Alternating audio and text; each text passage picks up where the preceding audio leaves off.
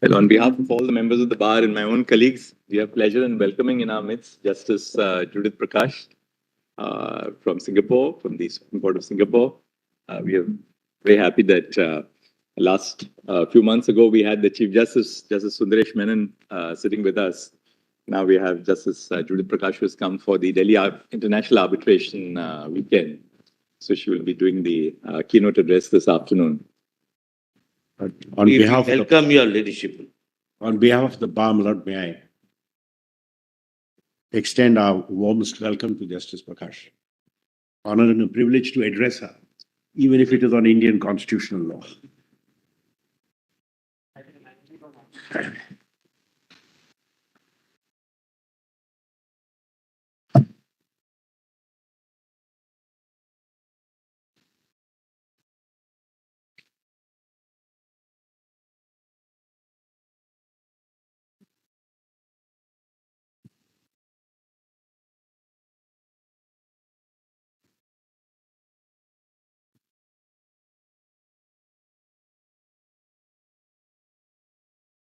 Yes, Mr. Sadiq. May it please.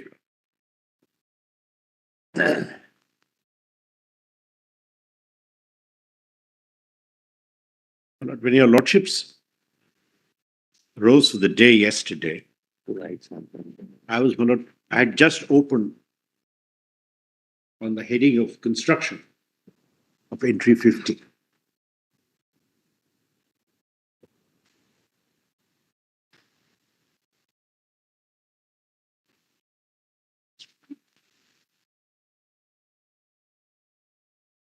And the three elements of entry 50. Gulshan? Oh, ma'am.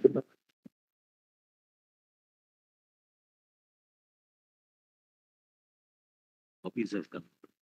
Thanks, Chris.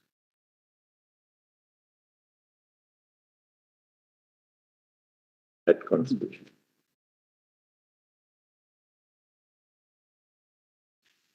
How many copies just see? Of list 2. My lord. You can just read it out maybe. Yes, in fact, my lord, I have taken the liberty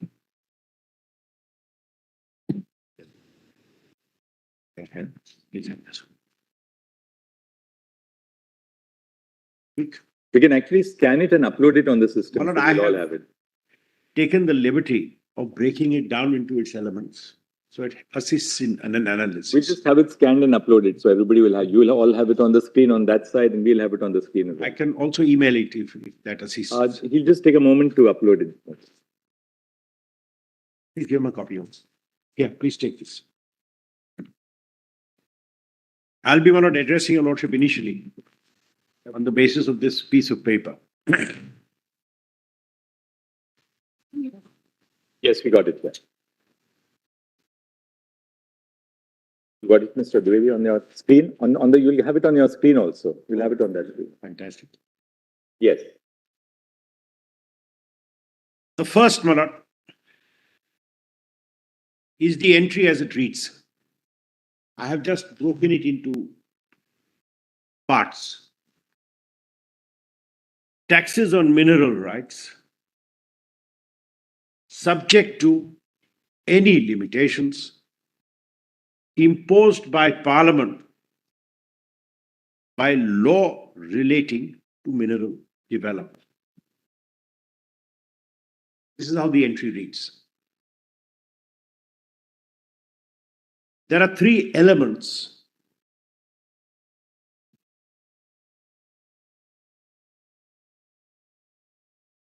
of this entry which your lordships will have to consider. And the analysis of which three entries, elements of this entry, were the bedrock of the decision in India Cements.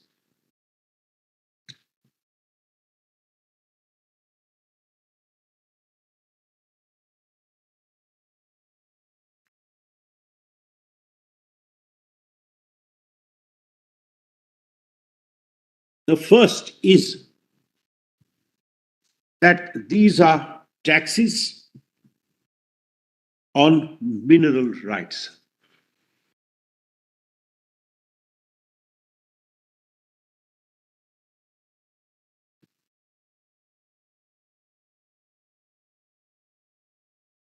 Not on minerals.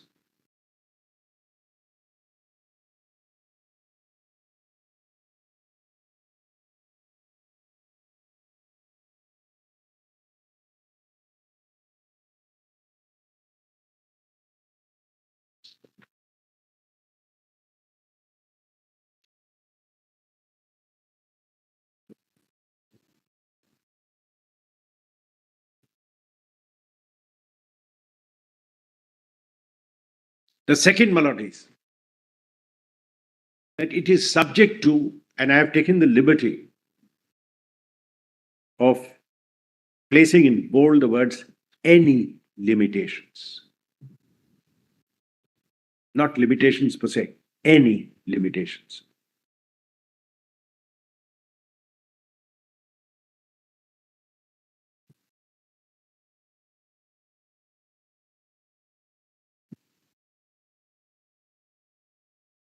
And the third element is that these are limitations imposed by Parliament by law relating to mineral development.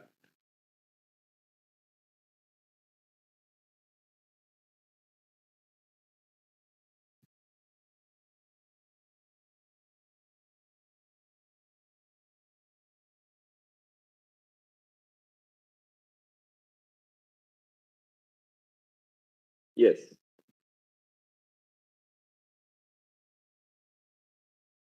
There are alternative formulations by which our founding fathers could have written this entry.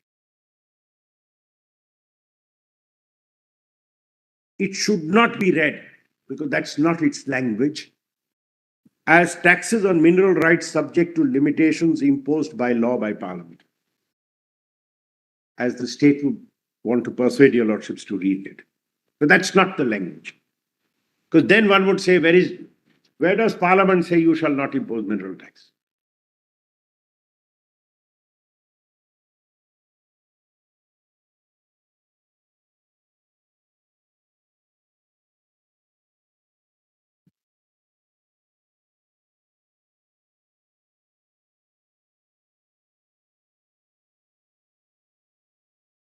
Yes. The last alternative formulation I'll come to a little later. Because, my lord, if the entry is construed, and this is not an argument in terrorem, if the entry is construed in its plenitude, that the MMDR as it stands today in no way constrains the state from taxing mineral rights, then tomorrow uranium produced can be taxed to death. So it will be mineral rights. But Parliament still has a function. Parliament can certainly control that by imposing It has done it. limitation. It has done it. It is my point. If, Of course, that's your formulation. Yes. That Parliament has by providing Correct. for royalty in section. now, 9. why did, I'm so imposed sorry. it. I'm so sorry. But assuming that suppose the alternate formulation which was accepted in the subsequent judgment is held to be correct, that will never stop Parliament from. One of the alternate formulation will. For instance, Parliament can still make a bifurcation between the nature of the minerals which are of crucial importance to national security. Parliament can impose different sets of limitations. But I'm sorry, that will again not then fit in entry 50, because it must be a by law relating to mineral development, not a law relating to the taxing power of the state. The limitation must flow naturally from a law relating to mineral development. But that goes against you, Mr. Salve, because if you see the alternate formulation which you say that Parliament has not made, the alternate formulation is taxes on mineral rights subject to limitations imposed by law by Parliament. If this was the formulation, then the domain of Parliament would have been much larger, because all that they had to do is to impose a limitation by law. The limitation, the power of Parliament is much narrower because it has to be by law, and it is a law in the interest of mineral development. I'm sorry, my lord. The point is slightly different. I see what my lord is saying, and in either way, Parliament can say a high tax on is counterintuitive to mineral development and limited. So either way, Parliament could have done it. The point is slightly different. Mr. Salve, you gave example of uranium. Now, suppose government of India comes out with a law, Union legislature, putting constraints on imposing tax on uranium. That will be also a step towards mineral development. I'm deeply obliged. I'm deeply obliged, my lord. In fact, my submission is going to be, that is why when entry 50 was crafted in 35 and continues, what they had in mind was, and that's clear from the language of the entry, I'm not going on any external material, that when Parliament makes a law relating to mineral development, the architecture of that law may itself impose limitations on what tax you can have on mineral rights. That is why what is the limitation flows from a description. The description is limitations imposed by a law relating to mineral development. So the test is, if by the kind of law which Parliament has made, a tax on mineral rights becomes incompatible with mineral development as contemplated by law relating to mineral development, that right gets limited. It's not as narrow as saying do, don't. But then you have to demonstrate that a tax on mineral rights is incompatible. I'm deeply obliged. If you That's the succeed in exercise. establishing that a tax on mineral rights is incompatible with the very premise of this law, yes, namely the MMDR Act, then yes, of course that is outside their domain. That's my submission. That's what I have to develop. Your Lordship had brought yesterday on more. But that submission can't be an a priori submission based on the entries. No, it has to be specifically with reference to the provisions of the central statute. That's right. That this central statute clearly evinces an intent to exclude all taxes on mineral rights by... I will not, with respect, completely accept what my lord is saying, respectfully. Yes, we also accept that a limitation, we should not read in a very restrictive sense. That's all that I was... A limitation can also go to the extent of abrogation. Possibly. I mean, we are not... I'm just for the sake of a hypothesis. But because we have the same thing in the context of Article 19, yes, 19.2 to 19.6. Can a reasonable restriction go all the way to a prohibition? Our court has said in a given case, a reasonable restriction may go all the way to a prohibition. So assuming that a limitation can amount to a prohibition, that limitation must appear clearly from a law which Parliament has enacted, not just that this is contrary to the structure of the law or something like that. No, I'm sorry, madam. Or the architecture of the law. Yes. Why I am saying that what your lordships have to see, it's not obviously a priori. With respect, my lord, the Chief Justice is right. First of all, there must be a law relating to mineral development made by Parliament. If Parliament tomorrow, my lord, says, I don't need to do it, I leave it to the states in NC 23 to make the laws. And the end of the matter. So this is a law relating to mineral development. That's what the law says it is actually. Yes. Not just that, my lord.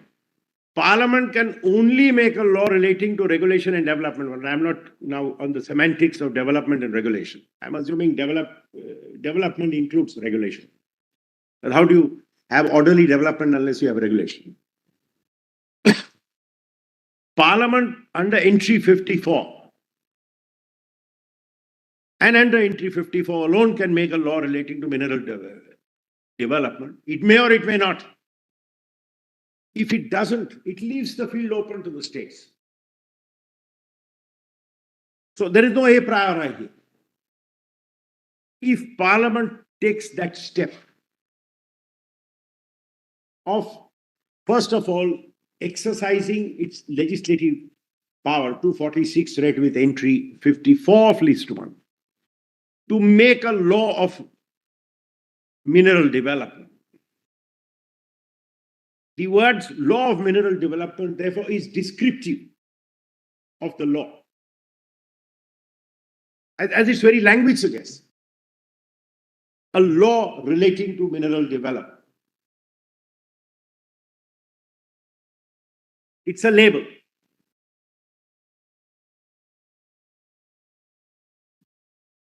And this squares entirely with the language of entry 54.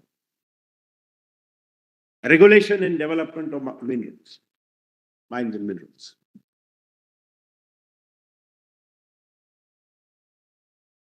That's the first important element in the interpretation of this entry.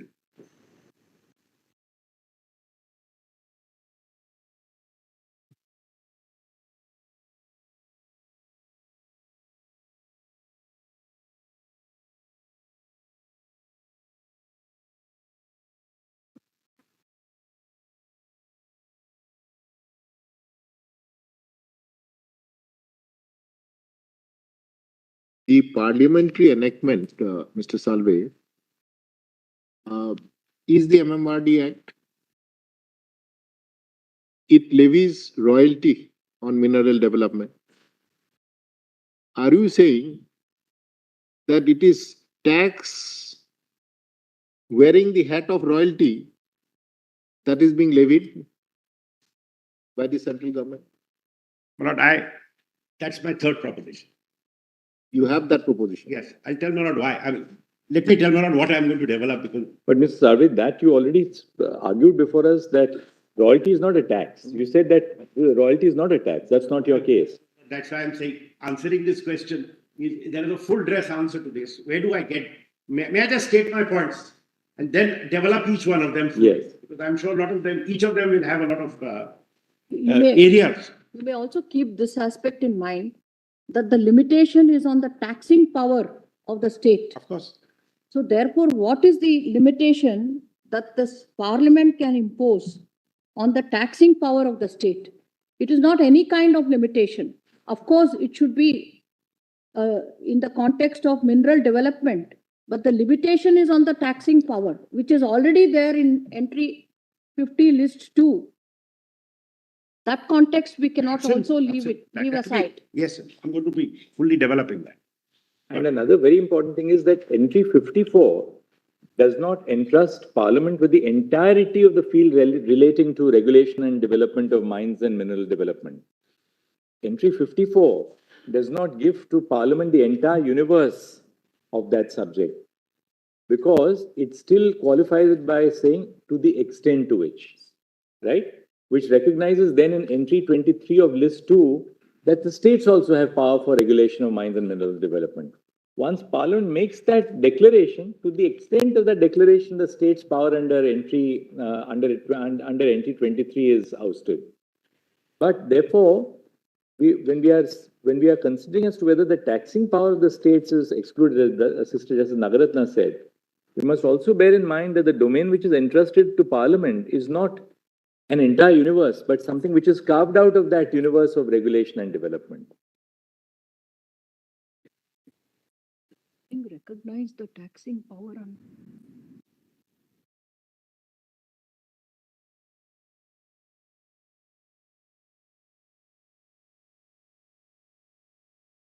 Manoj, may I? Manoj, first of all, as far as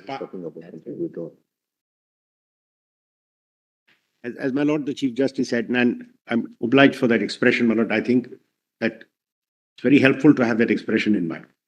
There are no a priori limitations. Equally, the power of Parliament under 54, I'm not saying the law, the power of Parliament under 54 is untrammeled.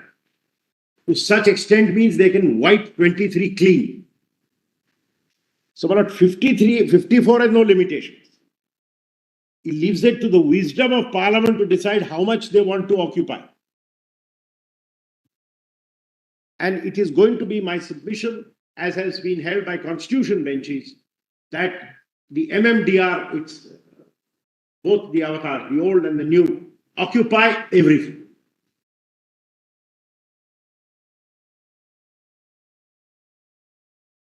So at the first constitutional level, there is no limitation on what Parliament can occupy.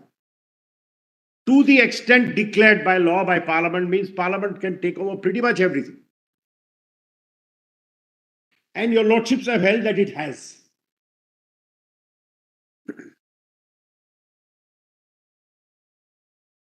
That would be with regard to entry 23 list 2. Yes, of course, entry 53. No, my lord, the Chief Justice said it's not untrammeled. I'm saying the entry is untrammeled. Parliament may choose to slice off or may take the whole cake or a slice of the cake.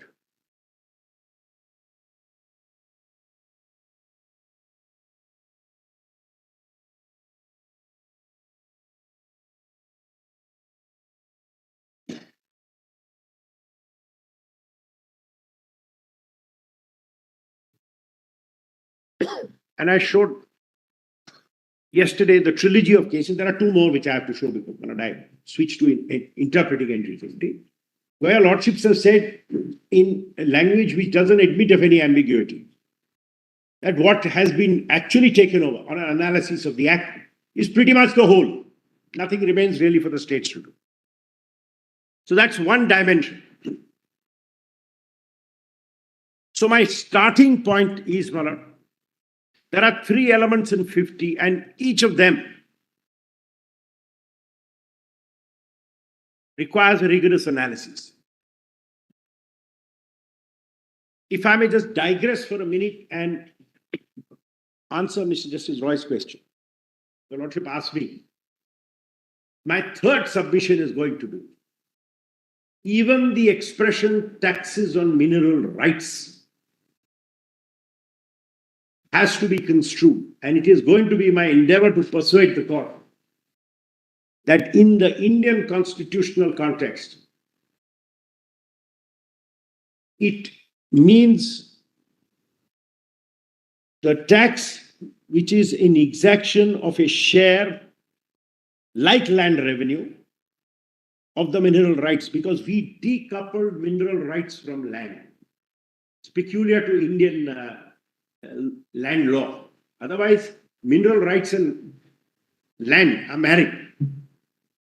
Because of the peculiar way in which Indian land law developed, and there are 4 cases where your lordships have analyzed, we decoupled mineral rights from land.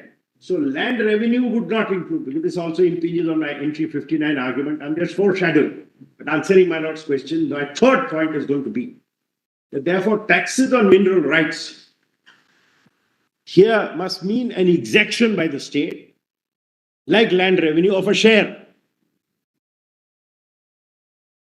Because it fell out of 49. Now you can't have taxes on land and 48, the land revenue, because minerals are no longer part of the land.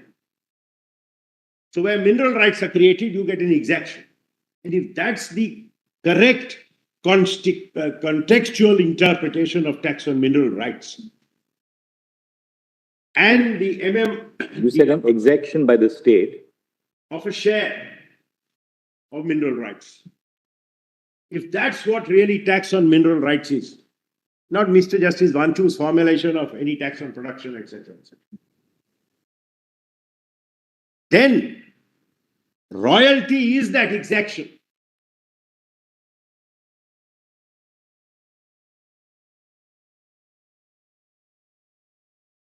So royalty is not a tax, but it is already the share fixed by the MMDR, and since that is tapped,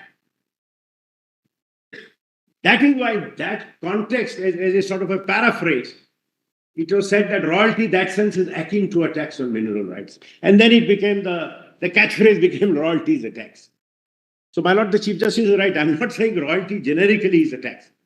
That may perhaps be, my limited legal skills don't allow me to go that far. Maybe somebody may be able to develop that point. I can't. I'm not conceding anybody else's case. My limited intelligence doesn't permit me to develop that point.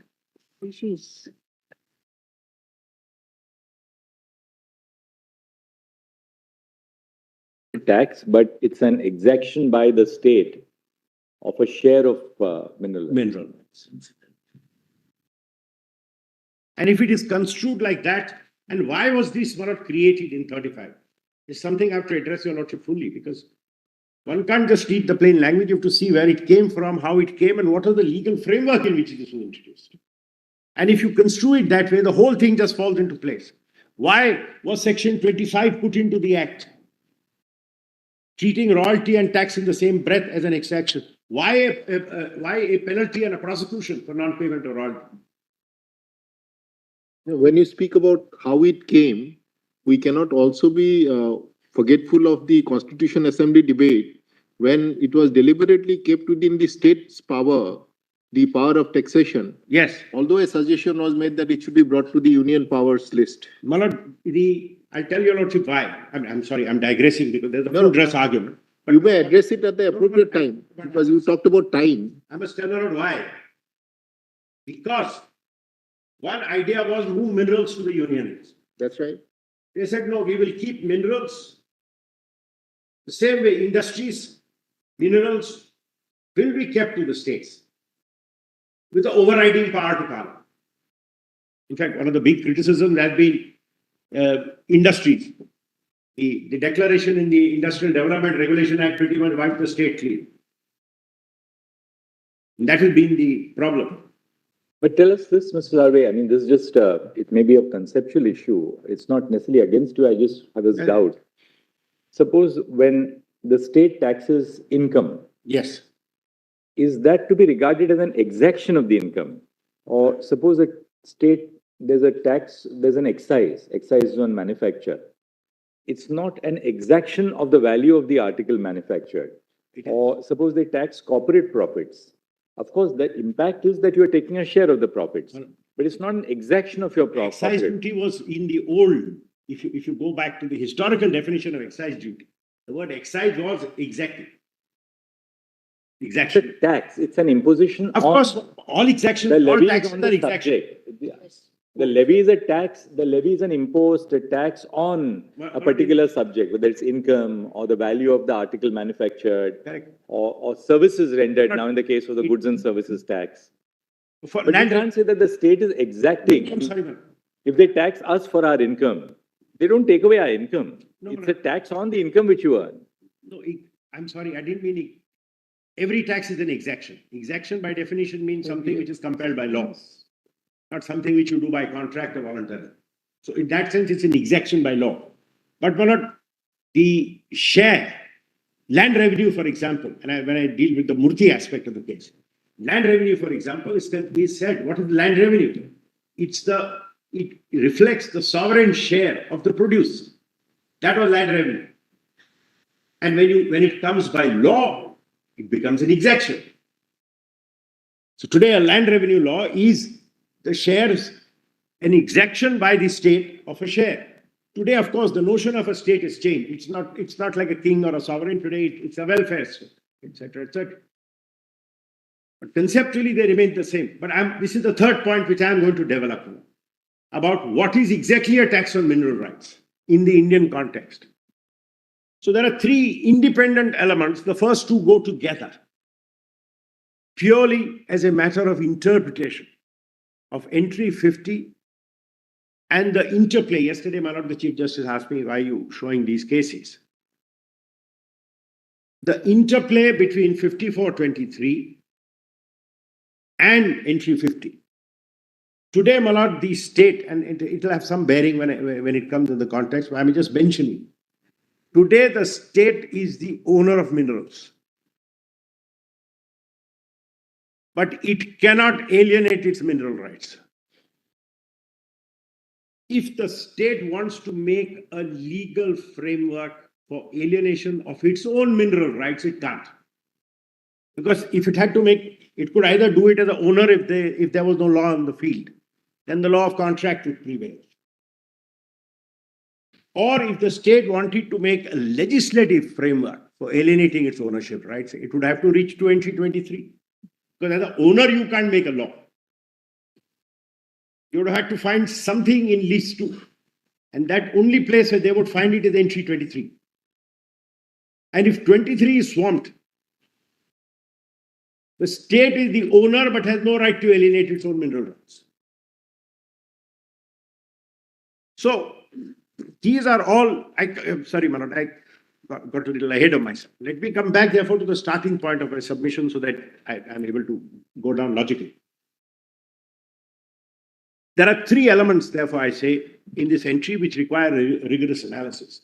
The first 2 go together. Can you just again formulate them? Yes.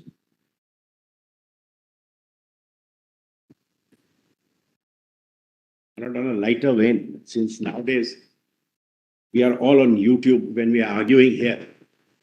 And on social media, Malana, there is a brown colored liquid which my daughter has sent, which is for my throat. It's just that.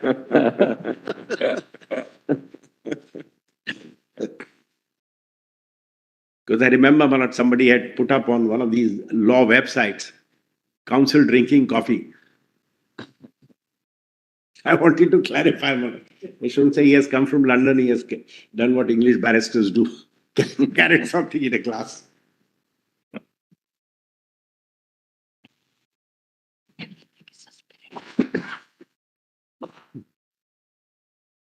Yeah.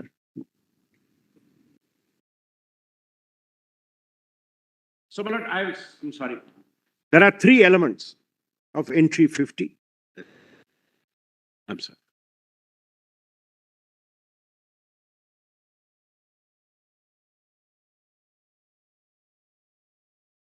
Analysis? Yes. 2 minutes mein uthenge. The first Sade, after you formulate it, then we will rise for just 2 minutes Yes, to yes, see our colleague of off, and then we'll come back in 2 Of minutes. course. But since we are in the thick of it, you can formulate Yes. so that you don't. And that, Malad, is actually set out on this piece of paper. That's it. The first is, it is taxes on mineral rights, and I've put it on bold, because that's what your Lordship will have to analyze. What is a tax on mineral rights?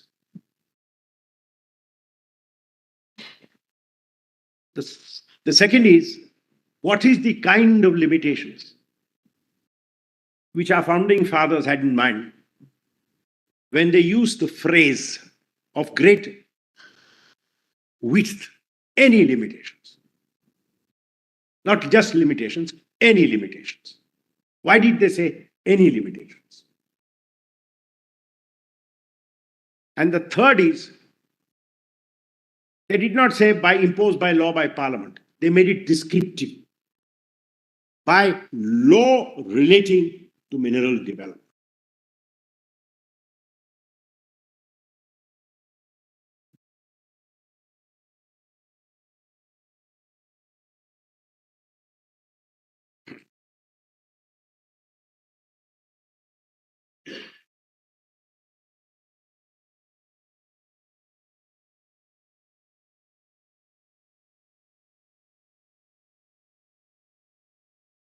Rise for 2 minutes.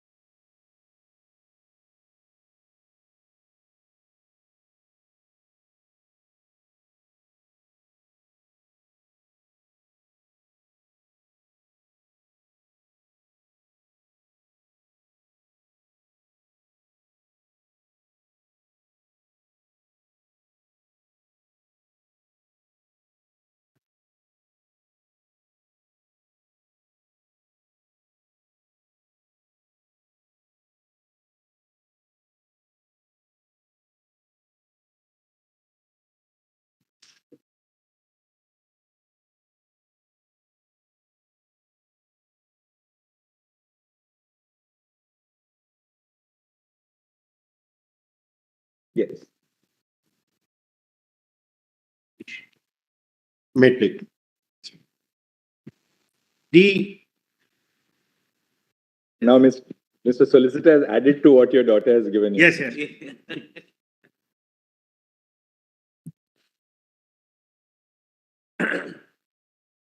The third element, and the second and third really go together. Any limitation relating to mineral development. I have to now establish, in order to succeed,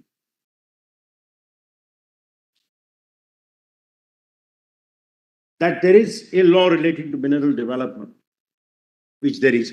I don't think there's any cavil on that. And that such a law imposes those limitations.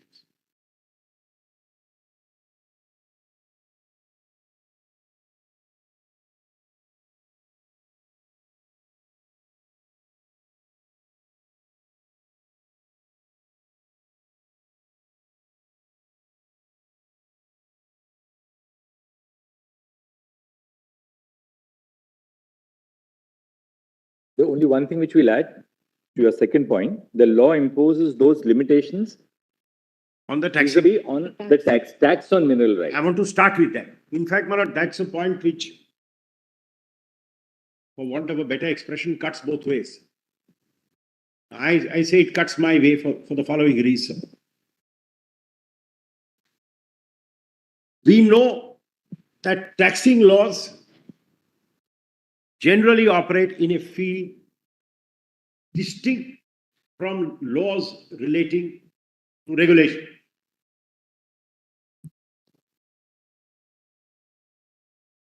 We start with that premise. So that's an established constitutional premise. How will then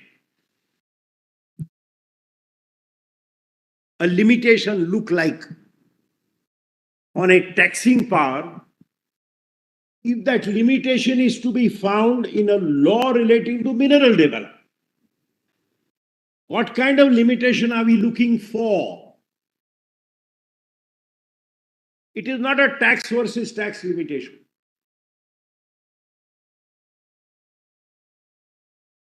It's not Parliament saying we have shared, therefore I will tax it rather than you taxing it.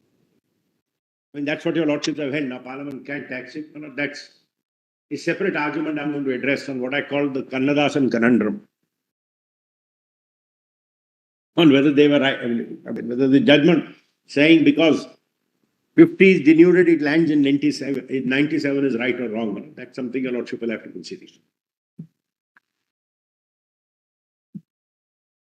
But let's take it without any of those trappings. What should we be looking for? I start from there. Here you have a taxing law, but then you're told look at any limitations which may arise from a law relating to mineral development. Any limitation. So what are those kind of limitations which would arise?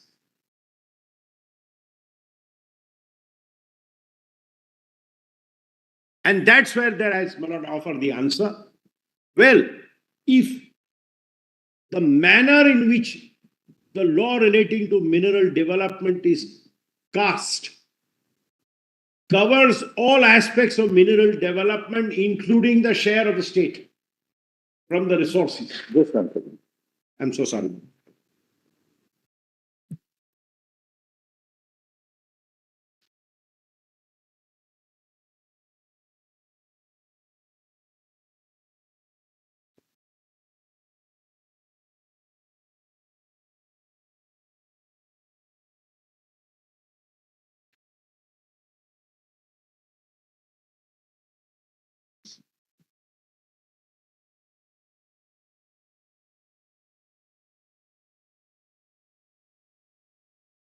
So I took down is the manner in which the law relating to mineral development is cast includes all aspects of the matter, including the share of the state In the mineral resource.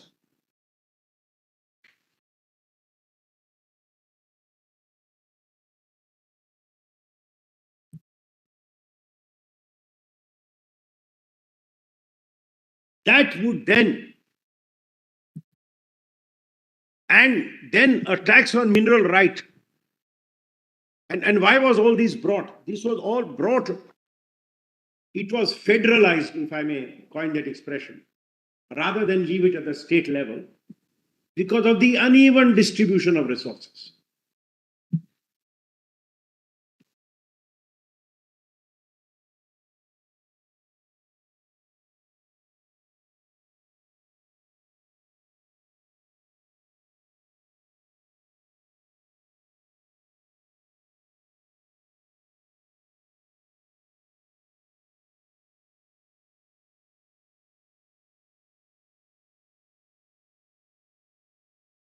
The way I formulated it is, if the manner in which the law relating to mineral development is cast includes all aspects of the matter, including the share of the state in the mineral resource, that would exclude the power of the state to seek any further exaction on mineral rights. Yes, because ultimately, if we take a step back, you may call it tax on mineral rights, or what else is it?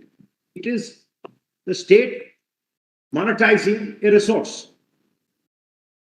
Land, tax on land, the state is not, and for public good. We all know today's states levy tax for public good, at least in theory. Not for enriching the coffers of a ruler, but for public good. So, and today, my lord, with 9B and 9C sitting there, including local development funding being raised under a law for mineral development. But Section 9 is only one kind of exaction. Of course. It is not all encompassing. No, Malad, it's not. 9 is not the complete answer. It is only one type, royalty. Of course, Malad. No, I'm sorry. 9B, 9C. 9B. 9B, 9C. Yes. I'm only showing. So what you are saying is that where Parliament wanted that the revenues of the states should be supplemented further, Yes, in it has. relation to mineral rights, then they have been given different types of heads for Correct. realization. And Parliament has done it. Now, the So import. 9 includes royalty. So really your argument is much more nuanced. You're not saying royalty excludes the fact that Parliament has imposed a royalty which can be realized by the state excludes the taxing power. Correct, Malad. But that where Parliament wanted to create additional heads of revenue for It the has. states, it's doing so. And Malad, this has been. Mr. Salve, 9B goes to a foundation, which is completely independent, and 9C goes to a trust. It doesn't Malad, directly go in to fact, a lot of the laws, when your lordship see, which have been struck down, were the 9B kind of laws, where they created, you may call it a foundation, district mineral foundation, or you may call it a separate head, by which the state keeps it and uses it for demarcated funds. That's how these cesses work. I'll show my lot when I show the state legislation. 9B is pat what the states have been told you can't do now. I mean, subject to what your lordship take on Kesoram versus India Cements. So, my submission is on a construction of entry 50. I'm sorry if I take a step back, therefore. I should be able to show that, first of all, Parliament has federalized this. Parliament does nothing under entry 54 and says, I leave it to the states, it is left to the states, untrammeled.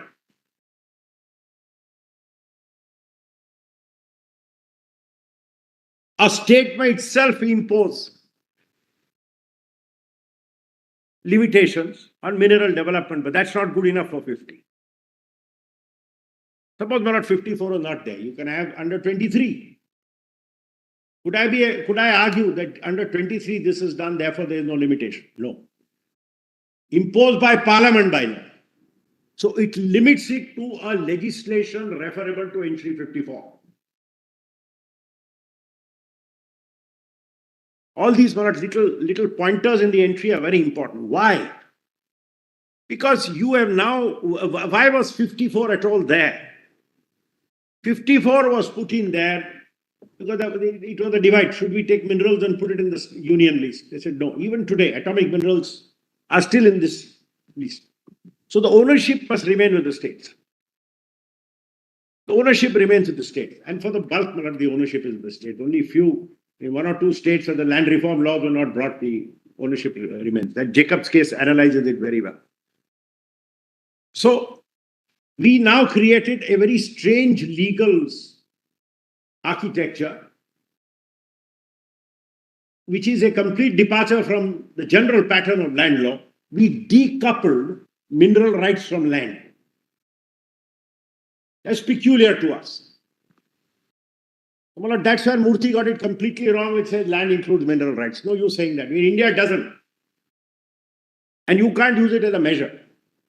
And that's a separate chapter I'll deal with.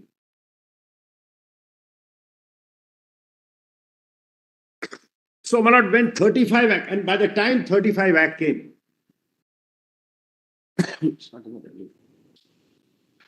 well, I was checking, Malad, devolution rules didn't have something like tax on mineral rights. This came in 35.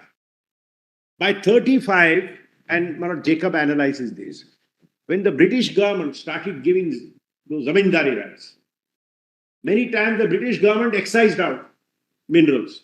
Why? Because Malad, war effort. They needed iron, copper, and most of all, they needed coal. Coal was Malad, the most precious at that time, in 30s, the most precious natural resource. So, in 35 itself, they gave it to the federal system that if you make this law, then your taxing power must comport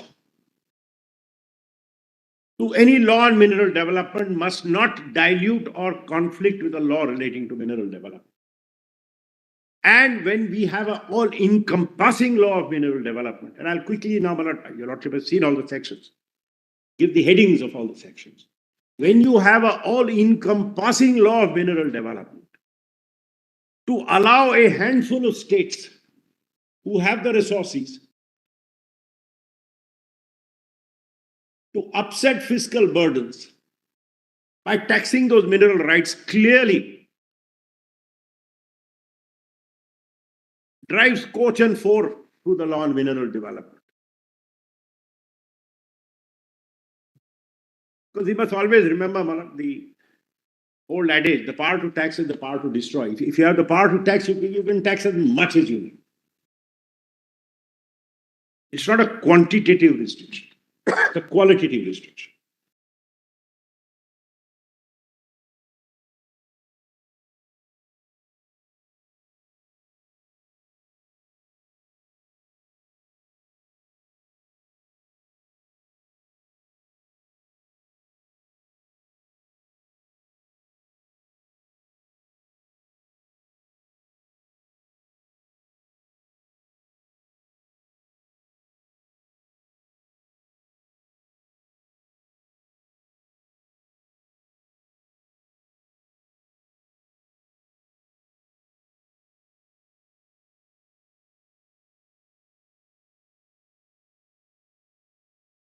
Yes.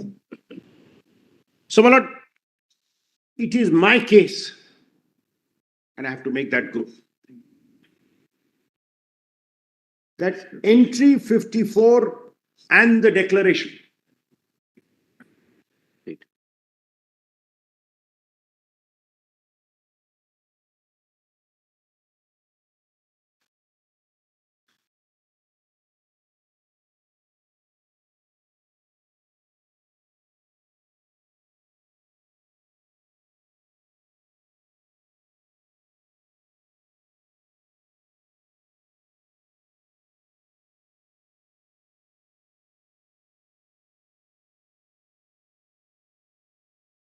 and the provisions of the MMDR as we find them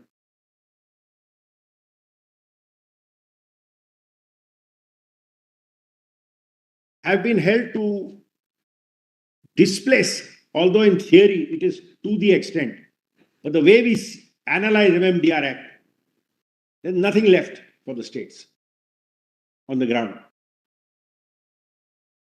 They may in theory have something available,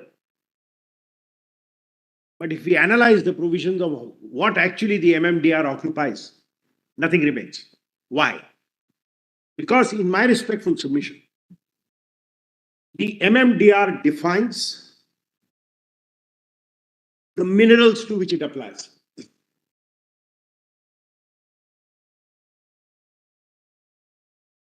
The The only thing left out is if some mineral is not in the MMDR, then you leave it in 23. State's property, therefore states takes it.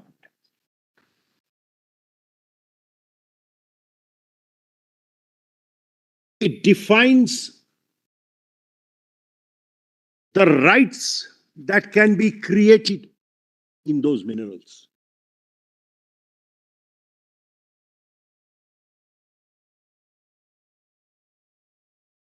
The state as the owner has no choice. It can only act under the union legislation. It can only grant prospecting licenses and leases in Form K and nothing else. So it defines exhaustively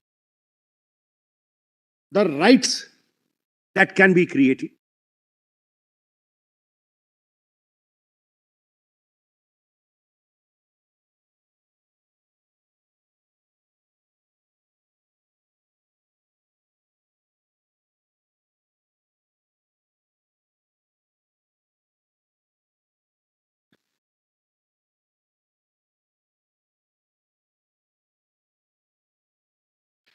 It defines exhaustively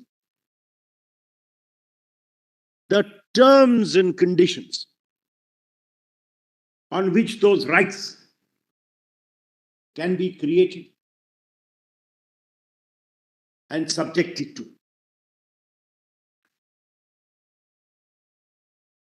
The state or any owner for that. But let's focus on whether state is the owner. It cannot add one more condition or remove one condition.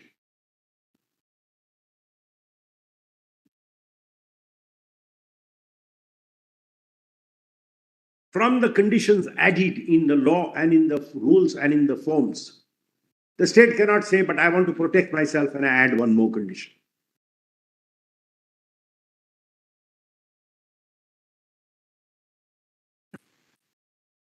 It defines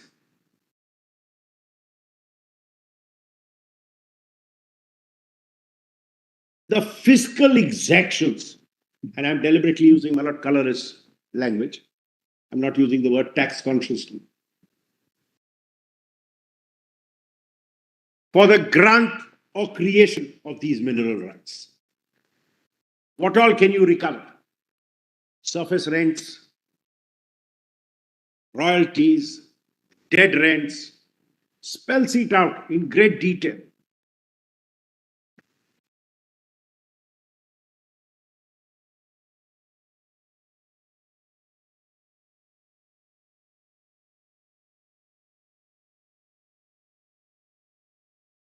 It lays down, and this is critical, the levy.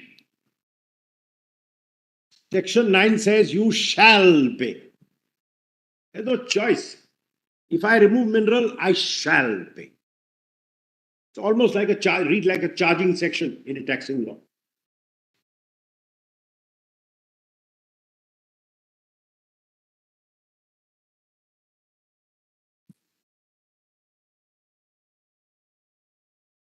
So it creates a complete mechanism for the levy, the collection,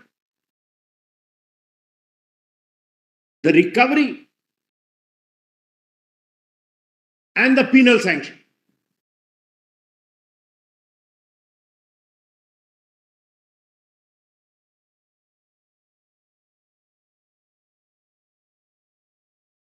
Nothing is left.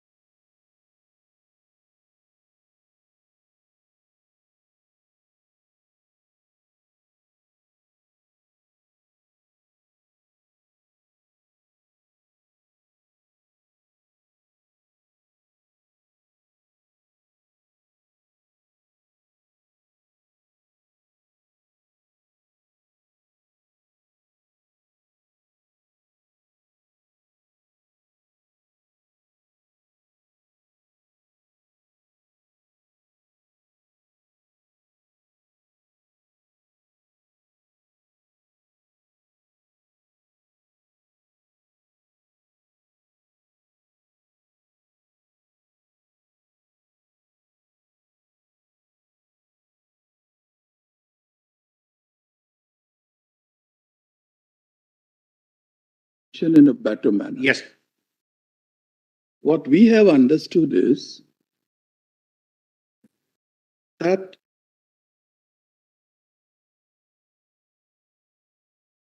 the only role state has to play is to enter into a lease deed. You execute a lease deed. You can't put any other conditions in that lease deed. Just assist us. According to you, this act is everything because it is for the development and regulation of the minerals which are being extracted and not so far as minerals by itself is concerned. Yes.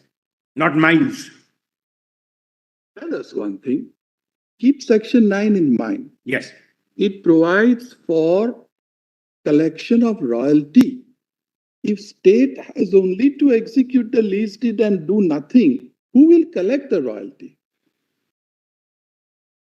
And if somebody has to collect the royalty, that amount will go to whom? Yes. Can I just clarify on that, my lord? Because that's the root question, possibly, my lord, troubling everyone, that state Therefore, would not get anything. So therefore, understood like this, that the royalty is also to be collected by state government, but it has to be paid to the union? No. It goes to the state only. The only thing with that happens under this act is the fixation of But the amount. Why are we going to all other issues? Your argument seems to be Yes. that by virtue of subclause 3 of section 9, it is only the central government by notification amend the second schedule. Correct. Therefore, the pricing will be in accordance with the second That's the schedule, heart of the matter. Madam. Correct. so as to enhance or to reduce the rate at which it shall be payable. Therefore, the argument could be state cannot recover anything by way of royalty other than the price fixed in the second schedule. Yes, and there is a reason why. There is a reason why there is a structure, as the learned counsel has pointed out. Lord, as Lord, it is pointed out, and I will give facts and figures. Lord, every state has a different mineral resources. Some states are mineral rich, some are completely having no minerals. Lord, if it is left to the state government, there might be inequality or non-uniformity in the prices. The center also has to match the prices with the international pricing. And this exercise of royalty fixation is undertaken, and I have reports I'll show. That's very important. In consultation with the state governments. Each state comes and say that we have this mineral, we have this problem, we need this revenue, so fix it like this. But then, And whatever is fixed Mr. goes, Mehta, I'm sorry. Mr. Mehta, then it is whose case that the royalty which is being recovered by state is not in accordance with the second schedule? No. I'm sorry. The point is different, my lord. May I continue my answer to my lord? I'm grateful to my friend for his intervention because this is the heart of the matter. It's not just royalty, there are one or two others, but royalty is 9 points. What am I endeavoring to show? I'm endeavoring to show that these are limitations on a taxing power of the state. The state acts not qua state, not qua owner. The state is acting as a delegate under parliamentary legislation, collecting the royalty and keeping and then taking the royalty. But that is also under a law made by Parliament. Parliament has stitched up, as the law stands today, pretty much the entire area of the operation of mineral rights, including the fiscal burden, and I'm deliberately using my lord colorless language, the fiscal burdens to be placed. And as my lord was pleased to point out 9.3, and the solicitor very helpfully intervened to say, there is a whole exercise done at the time of 9.3 to match competing interests. The interests of the state in resources, and by definition, interests of some of the states in resources. But not all the states have this resource. And international pricing.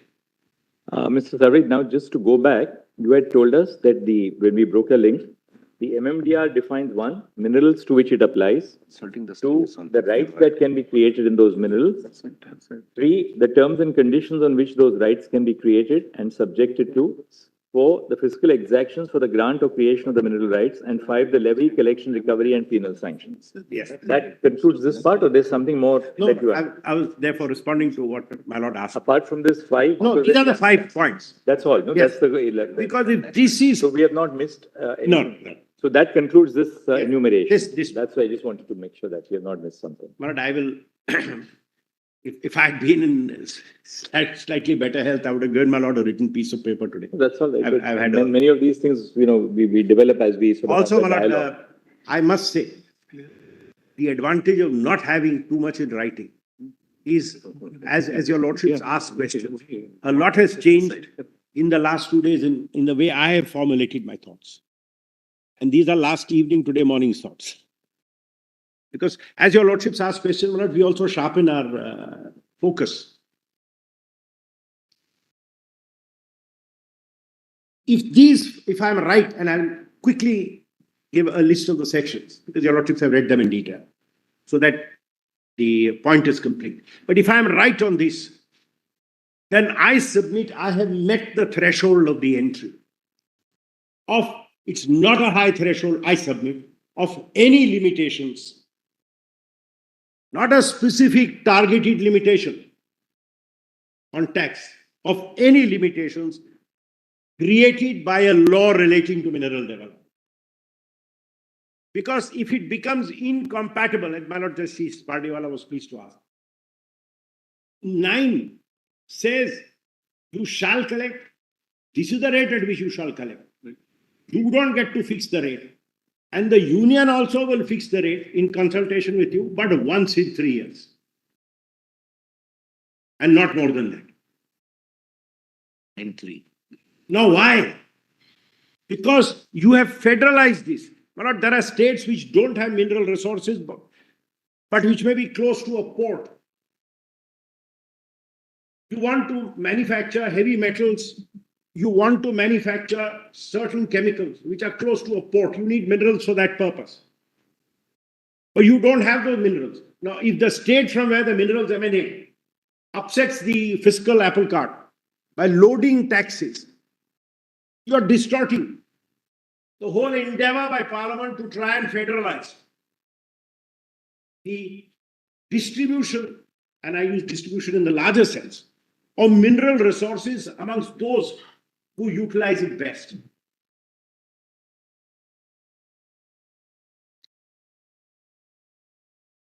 But royalty is only one species of exaction. So only royalty and section 9A are considered under the Act. There could be variety of exactions. That does not mean With great respect, when we talk of taxes on mineral rights, it's a narrower focus. Your ladyship is right. And we do not, unlike entry 97, the state doesn't have the competence to conjure up taxes. Parliament can conjure up taxes.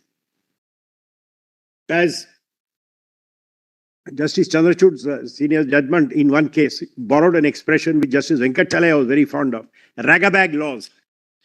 You can have some kind of a tax put in some way. The Madura something judgment where there was an annuity added in the income tax law, and it was challenged saying this goes beyond entry 84. This court said, of course, it goes beyond 84, but so what? And they borrowed an English expression, ragabag laws. You can put anything in any law as long as there's a law and there's a charge and there's a levy and there's a collection. It's good enough. Doesn't matter what label you put on top of it. So the important point here is state can't conjure up different exactions. that with regard to the scheme of exaction of royalty, there is a limitation by the central law on the state's power to exact royalty. Absolutely. Full stop. But it can't exact anything more. That is the point now. Because all the terms and conditions on which the state grants mineral rights are exhaustively enumerated in the Act. It cannot add a condition, it cannot remove a condition. And I'm going to show that. If it was just Parliament saying royalty will be so much, leaving it open, you could have said, all right, this is royalty. How about paying me some ground rent also? How about paying me some share also? No. That's why the third, what one of the Chief Justice said, the 5 points which I made, it exhaustively sets out the terms and conditions on which these rights are going to be made. So it doesn't leave it to the state to say, I can add something more. K doesn't stop at royalty. Form K, which is the lease deed, It it has says specific- any other levies, fees, etc. Whatever is there, please collect. No problem. You can add to that word, is my point.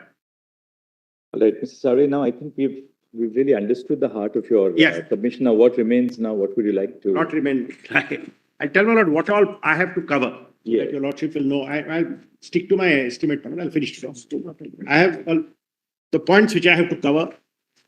I want to now, my lord, very quickly, because your lordship has seen the sections, make this point good by showing the provisions and correlating them to this point that it exhaustively sets out the terms and conditions. Then I want to show, my lord, 1 or 2 cases. So sorry. I want to show, my lord, 1 or 2 cases on how this has been understood. Then, my lord, I want to deal with, your lordship asked for judgments on entry 50.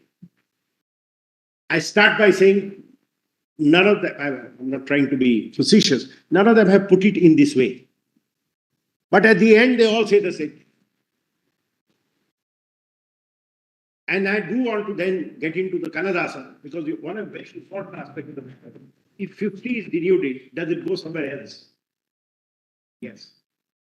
That also your lordship have to see, because your lordship's in the formation of 9, right, nothing should be left up. It has to look at all that has been said on the subject and decide this. Then, my lord, I have to deal, and I'm going to come immediately to the next point, on what is the meaning after this on tax on mineral rights. That's an independent argument. And it is going to be my submission that in the constitutional context, Taxes to be levied. you cannot construe it literally, because one has to see the constitutional context and the legal framework on which this was passed. In the constitutional context, a tax on mineral rights is a tax which gives the state a share of the mineral produced.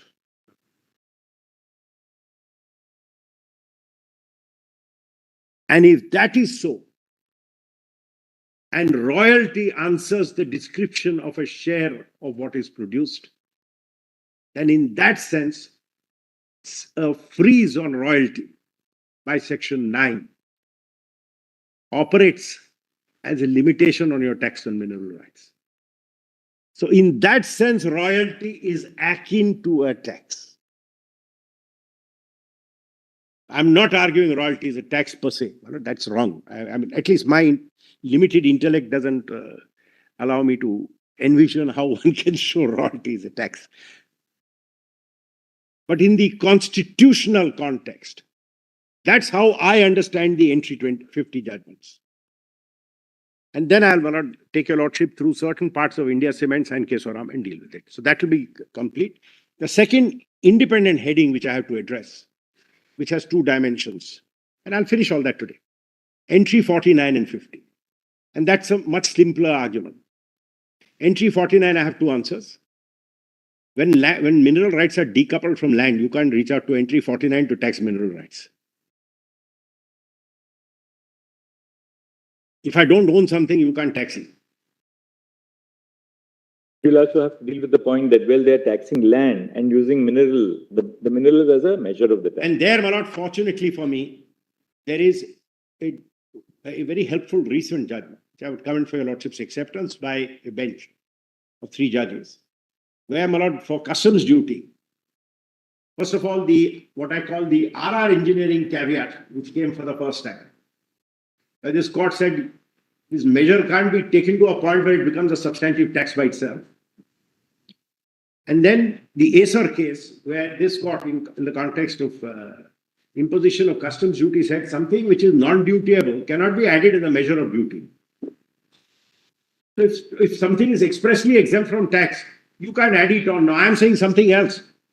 My submission is going to be twofold. First of all, my submission is going to be, as far as the measure argument goes, if you say you're taxing me on land, you can say your house, the capacity of your house to yield income. That's the principle on which we get the measure. Or the capacity of your land to yield crop. Or the capacity of your land to do all these. But can you say the capacity of my neighbor's land? I don't own my neighbor's land. If I don't own the mineral, how can you say that the capacity of your land to yield mineral will be a tax on your land when I don't own the mineral? That's one answer to the measure point. The second and more important point which I want to argue, which has not been squarely addressed, is in the context of 49, 48, 49, 50. Entries never overlap in law. There may be factual overlap, but when land revenue, taxes on land and taxes on mineral rights were separately treated, is it not clear that taxes on land cannot include tax on mineral rights? These are the two Murthy arguments. These are the two broad areas which I have to cover.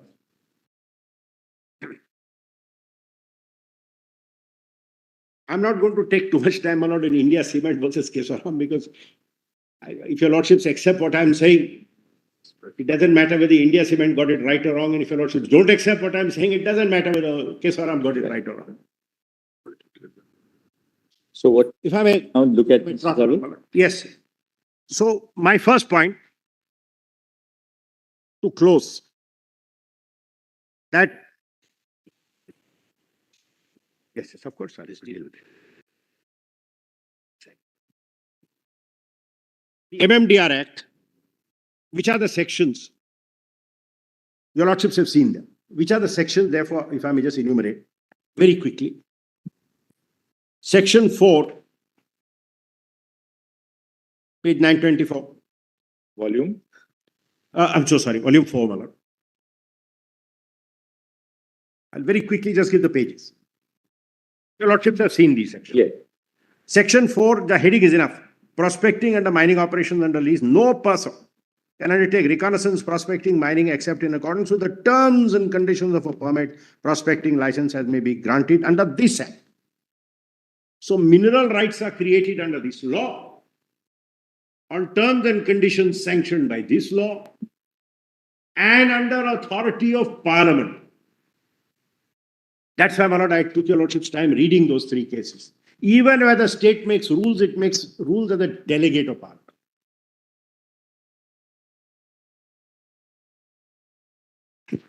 So 4, my lord, runs coach and 4 through any suggestion that the state as the owner has any elbow room. No elbow room left. They can't have any more conditions. They can't add any more exactions. And 4th, 2, my lord, at page 925.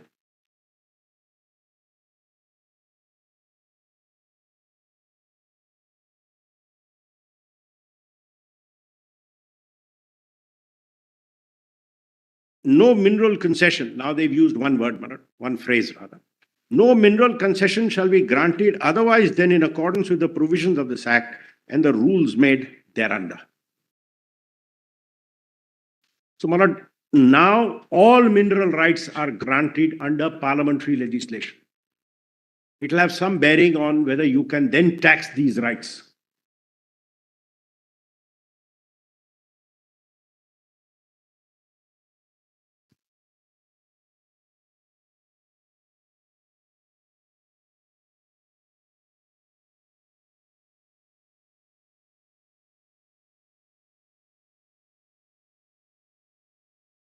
To the next provision. Section 5 at page 936.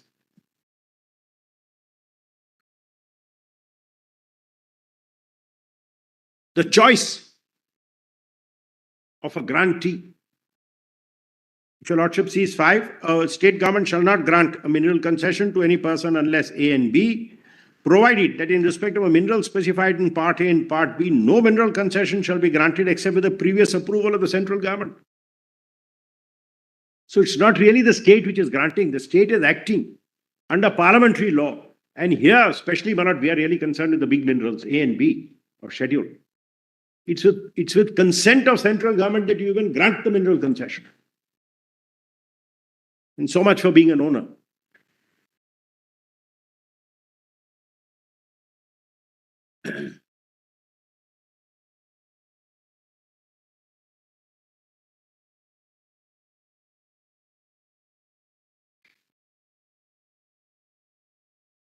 Section 6, I won't read it, Manoj. Maximum area. See the degree of detail. Nothing remains. 5(2)(b). Section 6, what page? I'm sorry, Manoj, my learned friend wanted me to show, I'm sorry to go back. Section 5(2)(b), if your lordship turns back to page 936, the last line, no mining lease shall be granted by the state government.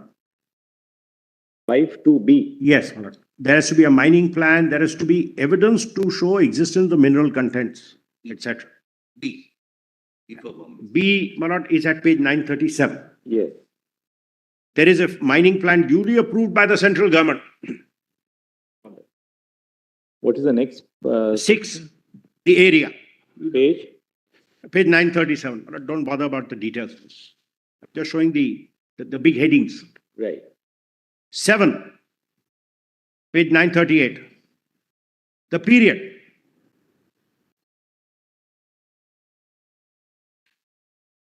Yes.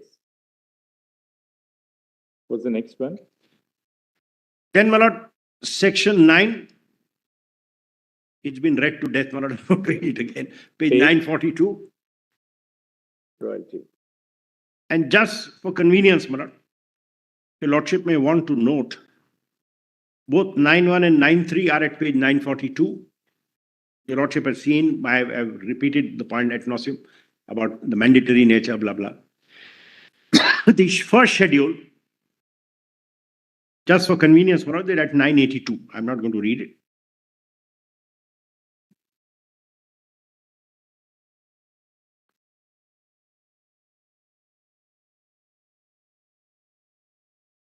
And the only thing, therefore, of apart from that, of real significance in the first schedule is one understands why the federalization. The lordship just sees that for a minute, 982. Coal, lignite,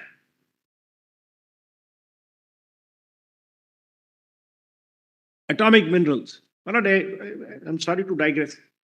There's a case pending here, but I can give the facts. Different context. The state of Orissa, rich in coal, wanted to give a mining lease to a private company, big private, which came and said, I will generate 500 megawatts of power. I'll give you half. I will set up an aluminum plant because you have bauxite. 10 million ton plant on which you will get GST plus excise, share of excise. And it will create 14,000 jobs between these two. The state of Tamil Nadu said, we need electricity. We need the coal. Now, if the power of taxation is there, you can tax coal. The state with its mineral rights. What happens? This is the balancing between the competing resources. So Tamil Nadu needs, it's an industrially developed state, needs power. It doesn't have coal. Survey we've seen some section 9. We just quickly look at you can the, enumerate. the schedule, Manoj, I wanted to say atomic minerals, etc. These are the kind of critical minerals which are there. Then, Manoj, the whole of chapter 3, page 946.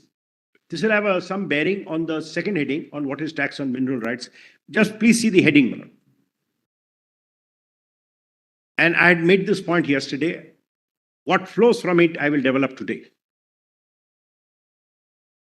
procedure for obtaining mineral concession in respect of land in which minerals vest in the government. So you recognize, my Lord Justice Pardiwala was pleased to ask me, where did the royalty go? Of course, it goes to the state.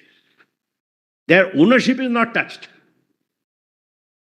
But chapter 3 says, I will tell you the procedure by which you will create mineral rights in yours. All right. What is the next one? Then, my Lord, your Lordship had already seen 10B. I'm just teeing off the section. We're also taking it down so that at a glance, we have everything, you know, Exactly. in one page. And more important, I thought of the soft pages. So page 948, Page 948. 10BA, 950,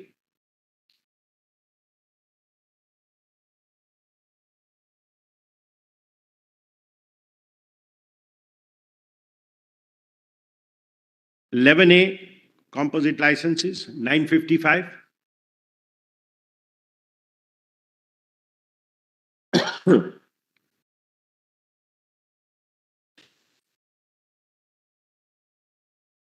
Section 11, 11A, page 955. yes. Then we have, I'm sorry, 11B. Unfortunately, this thing is not. 11B is atomic minerals. Page 11B, 11C, 956, 957. Madam. Then section 13, chapter 4, 958. Yes, sir. Rules for regulating the grant of mineral concession. And the power of 13.1, and not much was made of this in the judgments I read yesterday, Your Lordship recalls, that the central government's power under 1, they said forget 2, look at 1, because 2 is always without prejudice to generality. Central government may by notification in the Gazette make rules for regulating the grant of mineral concession in respect of minerals and for purposes connected therewith. Maximum, the plenitude of the power. And Your Lordship remembers yesterday, those Constitution Bench judgments said, in the light of this, nothing remains for the state.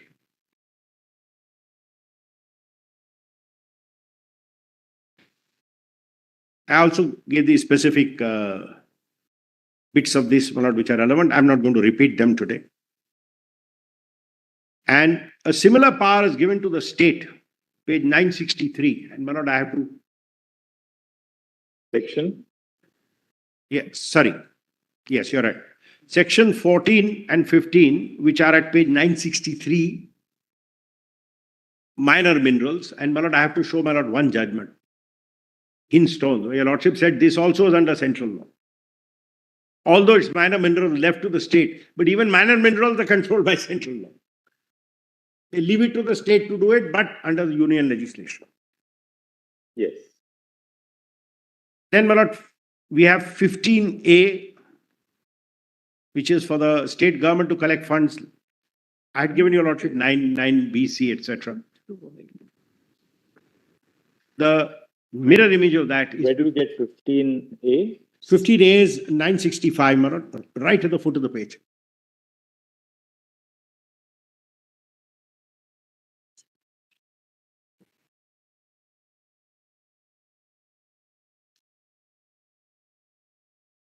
Now, there is one provision which I did not dwell on yesterday, so I'll just take 2 minutes on that. Chapter 5.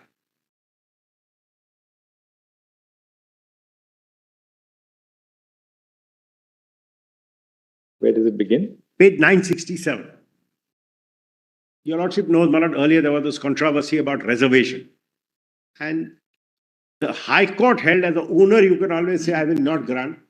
When it came here, Your Lordship said, apart from owner, really the limitation lies in entry 59 of the old concession rule. But all that is now historical.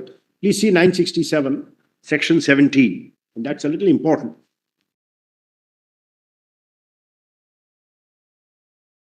The provisions of this section shall apply in respect of land in which the minerals vest in the government of a state or any other person.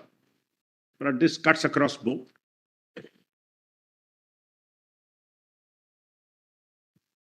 Then subsection 2, notwithstanding anything contained in the Act, the central government, after consultation with the state, may undertake reconnaissance, prospecting, or mining operations in any area not already held under a mineral concession.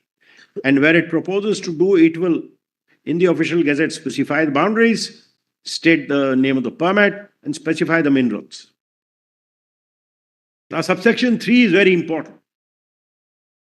Where an exercise of the powers under subsection 2, the central government undertakes reconnaissance, prospecting, or mining operations in any area, the central government shall be liable to pay reconnaissance permit, prospecting fee, royalties, surface rent, dead rent, as the case may be, at the rate which would have been payable under the Act if such reconnaissance, prospecting, or mining operations had been undertaken by a private person in a mining concession. See the degree of detail they've gone to.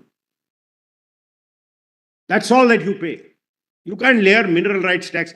Tomorrow, central government may say, we will do this, and it will do it under an operating contract, say, by Coal India or by the National Mineral Development Corporation. Right. Which is the next provision? Can you tax that? You can't. Which is the next provision? And in this, I'm sorry, one more thing. 17.3 on the same page. Page? I'm sorry, page 967 itself. Parrot 2, I'm just reading 3. Where the exercise of powers under subsection 2, central government subsection 3. When an exercise of powers... We've read it actually. Yes, 4. The central government, with a view to enabling it to exercise powers under subsection 2, may, after consultation by notification, declare no mineral concession shall be granted. Now see 17A on that very page, which is 967. That's important. And I want you to show something interesting. Yesterday, Melody asked me the development versus regulation versus conservation. Look at the heading of 17A at 967. Reservation of area for purposes of conservation. So they call it conservation. But if your lordship sees 1 and 2, central government, with a view to conserving any mineral and after consultation of the state, may reserve any area not already held under a license, etc. Where it proposes to do so, it shall by notification specify the boundaries and minerals in respect of which land will be reserved. 2 is extremely important. The state government may, and please mark, with the approval of the central government, reserve any area not already held under any prospecting license, exploration lease, or mining lease for undertaking prospecting or mining operations through a government company or a corporation owned, controlled by it, and where it proposes to do so, it shall by notification in the Gazette specify the boundaries of such areas, etc. So although you're the owner, nothing remains, the husk of the title remains really. You can't, a state can't even say my company will do it. It has to be with the approval of the central government. So first of all, it's under parliamentary law you do it, and then you do it with the approval of the central government. Right. Then, my lord, section 18, just I've read it fully, my lord, just to give your lordship the page 969, which is the duty of the central government, etc. And 18.2D, my lord, specifically talks of development of mineral resources in any area. I mean, of course, the power is very wide. All such steps as may be necessary.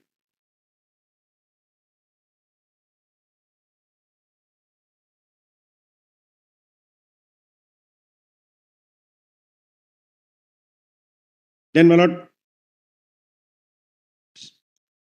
19 and 20, I won't read them, my lord. Sorry. My lord, my friend wants me to show 18A, that's the government of India can authorize GSI to make investigations. And then page 973, 19 again says, any mineral concession granted, renewed, acquired in contravention of the provision of the Act or rules or order shall be void and of no effect. So, my lord, 4 says these are the terms, and 19 says anything which doesn't comport down to the last detail is void. So no elbow room left to the state. That is all in the context of regulation. This is mineral development, you call it regulation, you call it conservation. These are labels. You can put whatever label you want. That's how Parliament has said. But the important thing is when they enacted this law, one of the changes they made from Mines and Mineral Regulation and Development, they made it Mine and Mineral Development and Regulation Act. And then Section 20 capital A, 973. 973, 20 capital A. Overriding power now to the central government to give directions. And I had shown Section 21, the criminal prosecution. Page? I'm sorry, 973 is the power to give direction, the blanket power. 20A.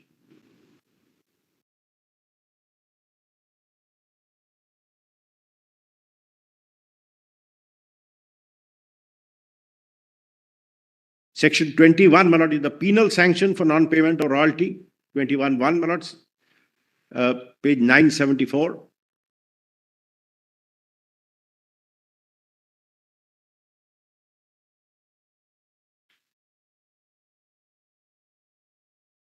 Then as I said, the entire area of the penal sanction is governed by 22, 23, 23A, 23B, power to search, power to do this, etc. And even the preventing illegal mining and storage, the state makes rules as a delegate.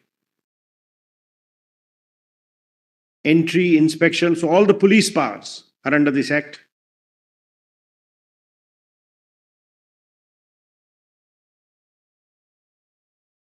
Then 24A at page 978.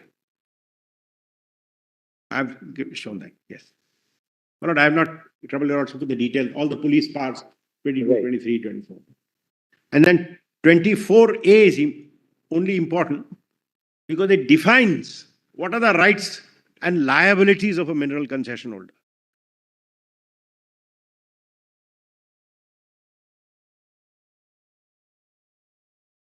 And then 25 is the recovery of all sums. And that your Lordship get at page 978. Your Lordship have seen this section, your Lordship also read the discussion of this section. Any rent, royalty, tax, fee or other sum. So they treat it, parliamentary understanding is these are all exactions. Rent, royalty, tax, whatever it may. These are all statutory exactions and they are recovered as areas of land revenue under section 25.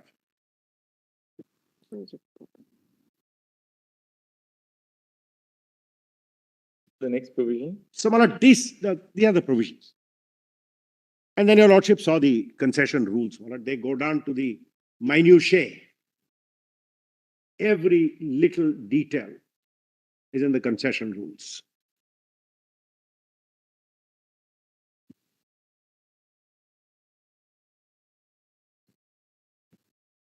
And Form K is page 1644. I don't propose to read it. Your Lordship saw it yesterday. Which has all the covenants of the lesser, covenants of the lessee. And I've already made the point. You can't add to or detract from this statutory basis on which these leases are to be granted. Now, if this is the law relating to mineral development, and if I am right that it's a complete package, including the fiscal burdens, then it is my submission that this satisfied the threshold of being any limitations imposed by a law limit relating to mineral development on a tax on mineral rights. This is how a regulatory law eclipses a taxing power.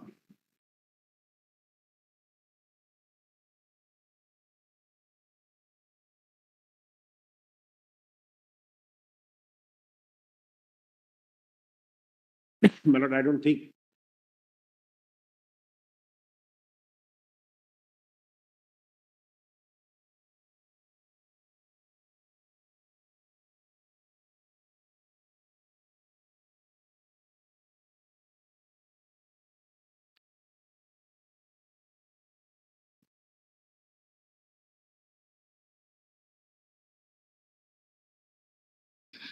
And just for the completeness,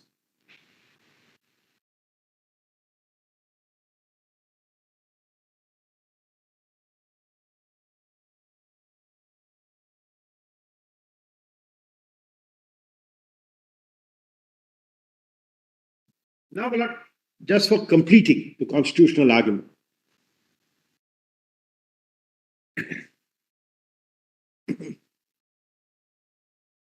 please see some of the other entries, how taxing powers are shared. Because none of them require your lordships ever to look for any limitation arising out of a regulatory provision. Yes. So either we divide legislative powers. For example,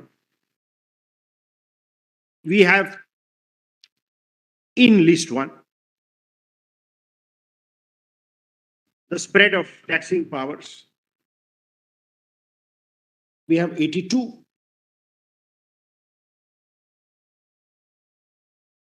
And the corresponding on 46. So this is dividing legislative powers. Taxes on income other than agricultural income, taxes on agriculture. Very different. Entry 82, list 1, and entry With entry 46 of list 2. of list 2.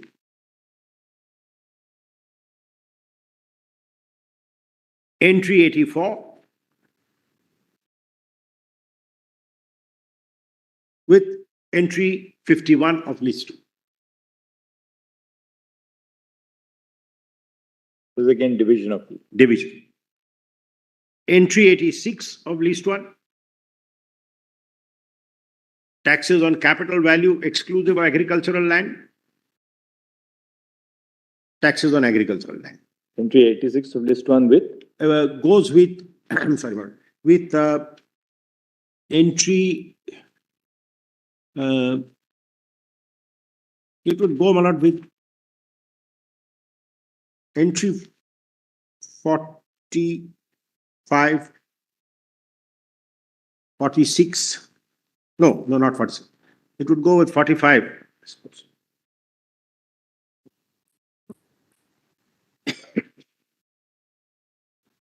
Then the most specific one, very interesting, is 87, estate duty other than agricultural land. 48, estate duty on agricultural land.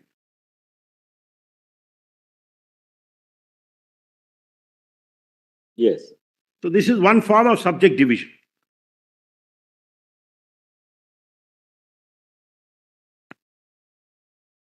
We have now another form of sharing, and we find a new model in 246A, The GST. the GST.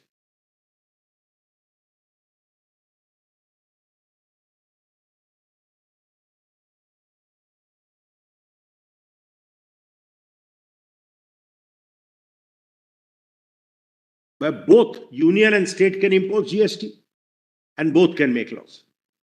The area carved out is interstate. That's in subarticle.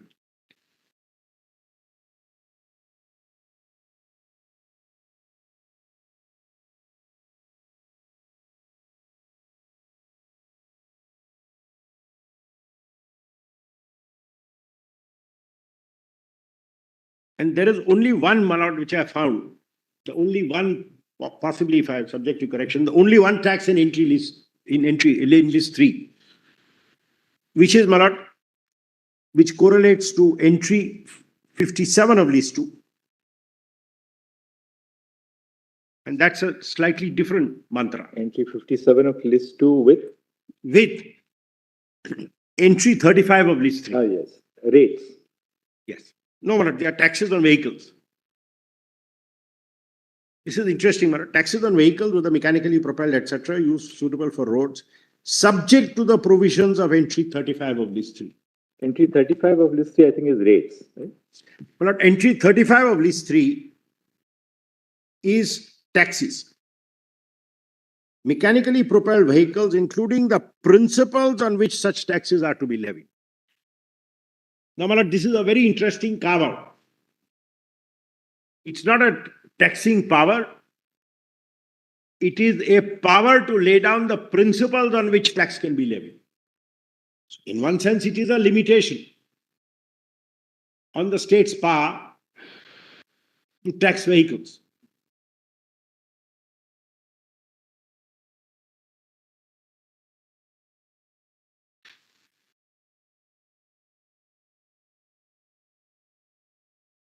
Yes. The only other place where your lordship recalls where there was this kind of a divide was 286, the old 286. Parliament could lay down principles Right. to determine. That's one of 286.2. And it's still there. Parliament may formulate principles.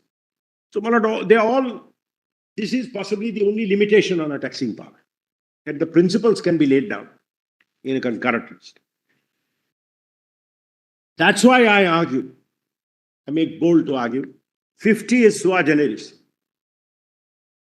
where any limitation which flows from a law relating to mineral development eclipses a taxing power on the mineral rights. I complete, my lord. That submission was that far, unless there's anything more I can assist your lordship with on this aspect of the matter. There is a connected submission, equally important.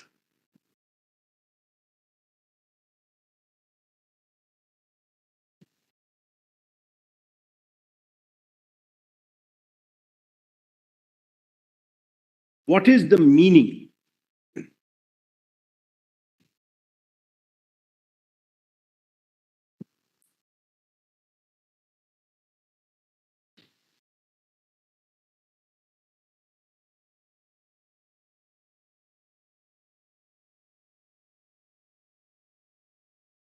of tax on mineral rights?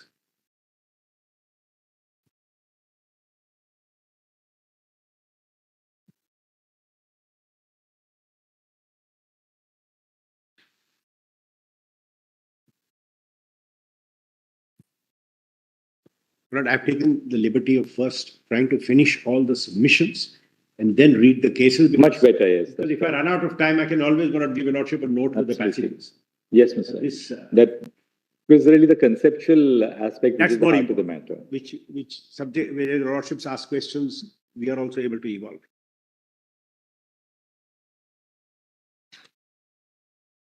The expression tax on mineral rights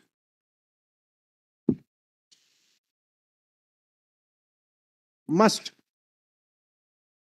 draw some sustenance or some color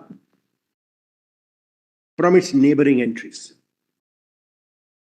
And this is not some extraordinary proposition, my lord. Your lordships have applied this to taxes on betting, gambling, and luxury. Nocere socii.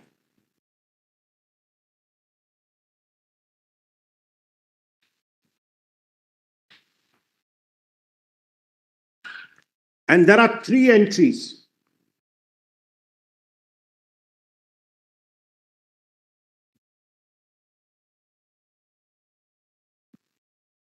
which we find in the state list. Entry 45, land revenue.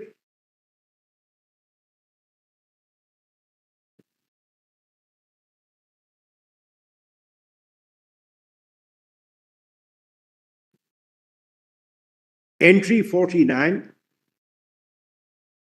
taxes on lands and buildings. And these are untrammeled taxing powers.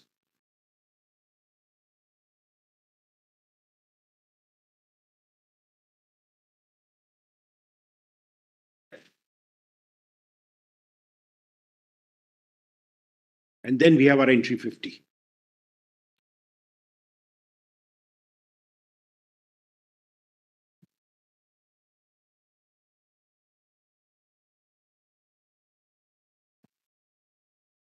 Two things must follow.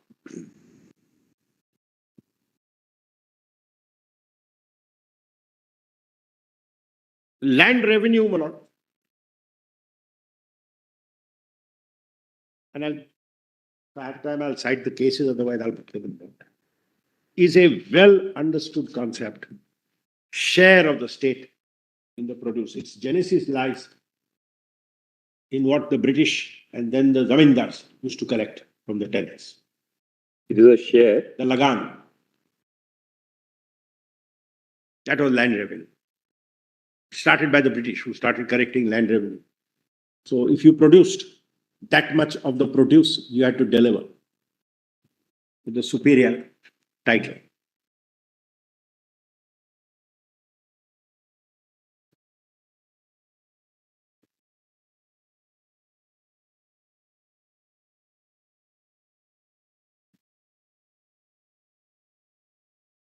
And it sits side by side with an entry of tax on lands and buildings.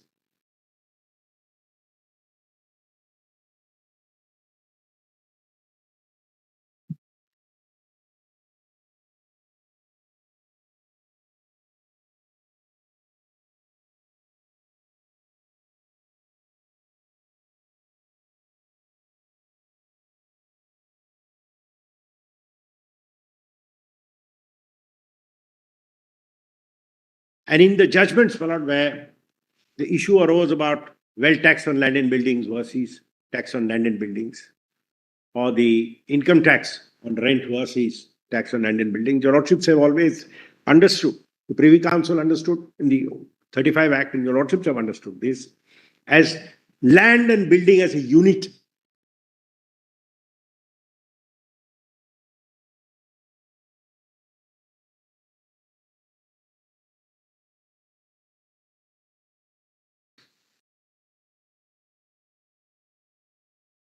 For the Gujarat case, my lord, your lordship held, you can't say on a factory what goes on in the factory will tax. You have to tax land and building as a unit. These are inherent to the nature of the tax. Now look at mineral rights.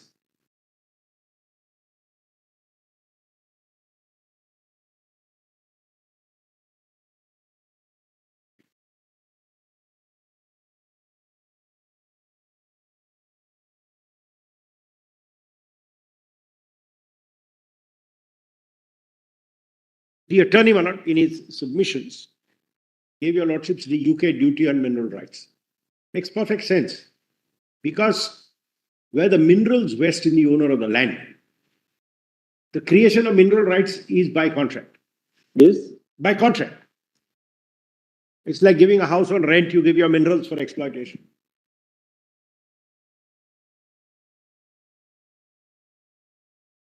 And the state can tax it. They call it duty on mineral rights. Because mineral rights can be created by the owner. So where the owner can create mineral rights,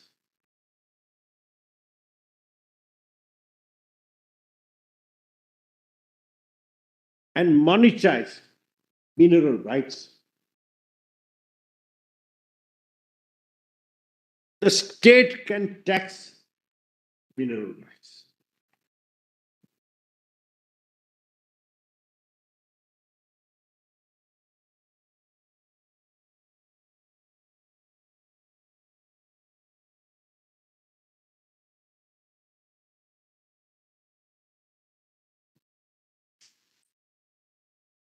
We have removed, our founding fathers removed mineral rights from land.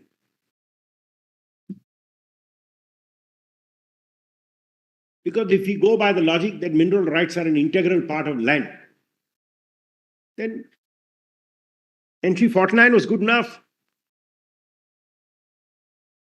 Or even entry 45 was good enough. Produce. If you're using it for agriculture, you give 1/3 of your crop. If you're using it to extract mineral, you give some part of your mineral. Or if you're giving it to somebody to extract the mineral, you give some part of your royalty. And that would become land revenue. If it was a part of the land.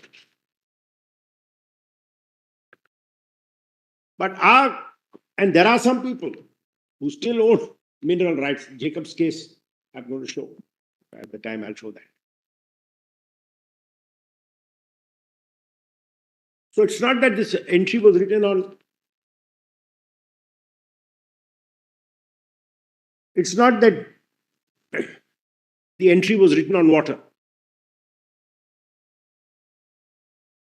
But the MMDR recognizes that there are two kinds of ways in which mineral rights can be created. And it deals with it separately, albeit similarly. Mineral rights are created where the state is the owner of the mineral and where other than the state is the owner of the mineral. And this is right from the concession rules, pre-constitution.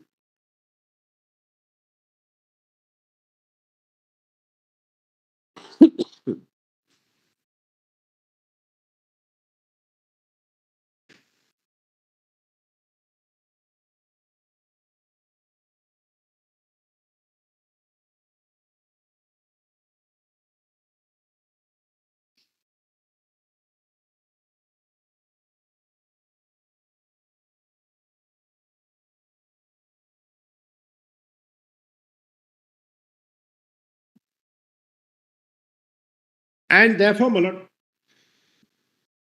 reading 50 in the same sense as 45 and 49, a tax on mineral rights must be a tax on the monetization of mineral rights by the owner.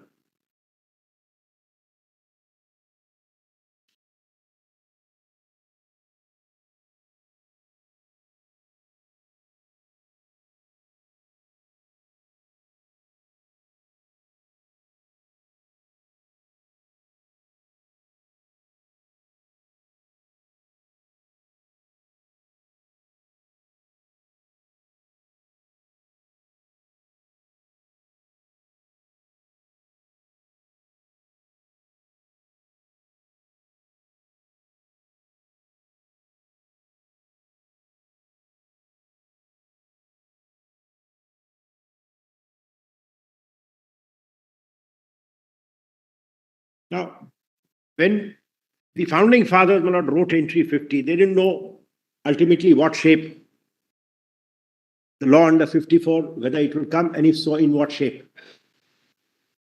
But today, what we have in place is a legal regime in which mineral rights are created under a law made by Parliament, by a delegate of the Union, by a delegate created and recognized under a law made by Parliament. That's what your lordships have held in those three cases. That even when the state makes rules for minor minerals, and I'm going to show that in the case where the granite was upheld, where Justice Chinnappa Reddy held, 23 is out. Entry 23 is out completely. So even when the state makes laws for minor minerals, it does so under the union legislation. So state is acting purely as a delegate of Parliament. And the mineral rights are being created. They are statutory in character. These are statutory grants because you have to make an order of grant. The lease follows the grant. I showed all the sections yesterday, but I don't want to repeat them. So you pass an order on grant. That order is subject to revision, etc., etc. Was there 1935 Act was there? Such a statutory grant of mineral rights by law made by Parliament cannot be taxed by the state, by the very by its inherent nature.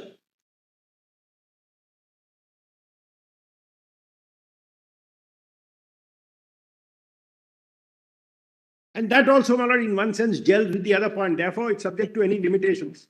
And today, the way the law is, you can't even create a right. Parliament virtually, my lord, decides who creates that right. Everything is done with the permission of the central government. Everything is done in accordance with forms. under parliamentary law, etc., etc. All that I've said all morning. So if entry 50 is read down contextually,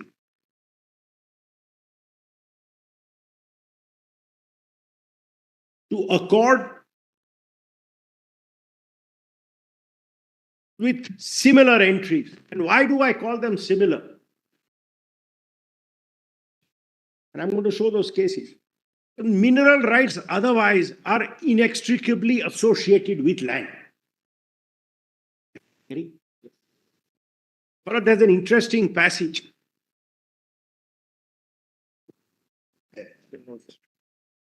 of what generally mineral rights are.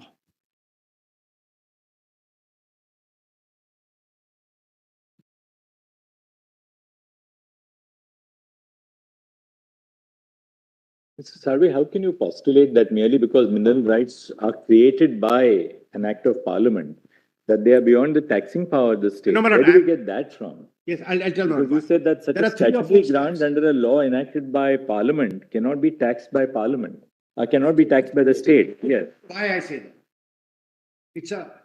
There are 2 or 3 steps in my submissions. I say that as a matter of interpretation, 50 should be read in the same sense as 45 and 49.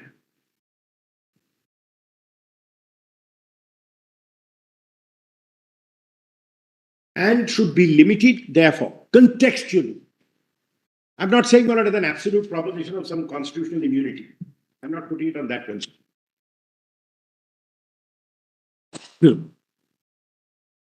If I'm wrong on my interpretation, of course you can tax it, subject to the other part about limitations. I'm saying not contextually. And your lordships have, for example, the tax on luxuries.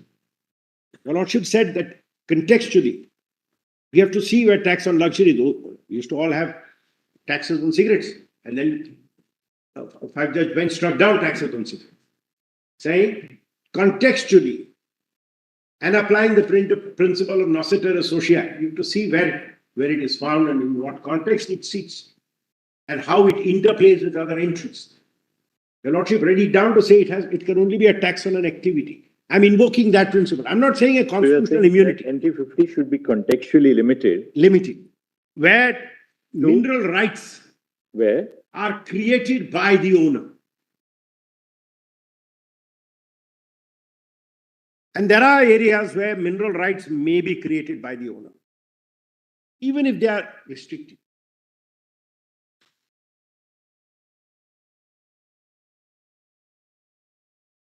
If certain minerals are completely left out and they continue to vest in somebody, you may have.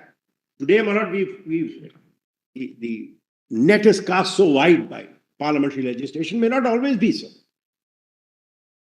For example, Malad, one step they already... But assuming that, mineral rights are created by a central law, the rights vest in the state, except where they are vested in a private person. Now, if the rights vest in the state, can the state not, while creating mineral rights or recognizing mineral rights which will be created in favor of a private party, say that we will tax those mineral rights? Except here, Malad, I'm saying, please read that entry where the state as the owner can create mineral rights. If tomorrow we ever reach a legal regime where the state, qua owner, can create mineral rights, it may be able to tax them. The distinction here is that the mineral right is created under law enacted by parliament, but it recognizes that the minerals vest in the state. Therefore, the state can demand royalty. That's why I started by saying this is not a tax on minerals, it's a tax on mineral rights. Right. And I am submitting, if it is read in the same sense at entry 45 and 49, that this is a right to tax the owner alienating or monetizing a right. Because let's take a case where a private person gives a lease. You can tax the owner on the royalty. So according to you, because the state is the owner, you can't tax yourself. The state is the owner. State is just a owner. It's a husk of a title which remains of the state. You can do only what act and under parliamentary law to give it on those terms and get what you get. And you have virtually no incidence of ownership. Exercise of ownership rights remain with the state. Now, what I am saying is tax on land and building, tax on land revenue, or rather land revenue as a tax. These are all on a owner creating rights or exercising rights, enjoying the usufruct or allowing somebody to enjoy the usufruct. I gave my house on rent. I live in my own house. I cultivate a crop which I share, or I give it to a tenant who cultivates a crop and he shares. A tax on land and building is agnostic to the use which the land or building is put by the owner. Exactly. That's Just the fact that you own the land or building, that's what I'm saying. right? So it's as the fact that you own land or building as a unit Is makes itself you liable to pay the tax. In other words, it is married to the ownership of land. And mineral rights are a facet of land. That one can't deny. You will not get what you're saying. But the tax, Not under the Act. under the Act, the royalty is on the holder. No, I'm sorry. That royalty, I finished that. Yes. But mineral,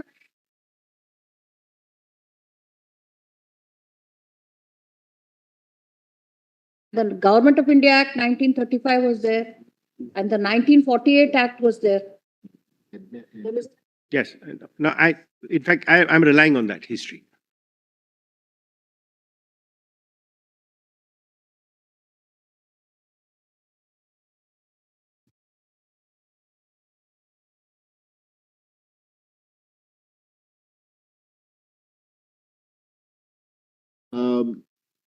I find it a little difficult to understand empty ownership or just the husk of an ownership. I think that's the expression you used.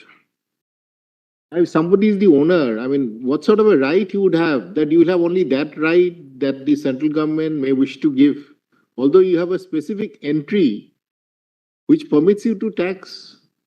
And you've also used an interesting expression, federalized, in the context of the uneven wealth, mineral wealth of the different states. But at the end of that federalized expression, you put Union of India at the end of it, and not the states when we think of a federal structure.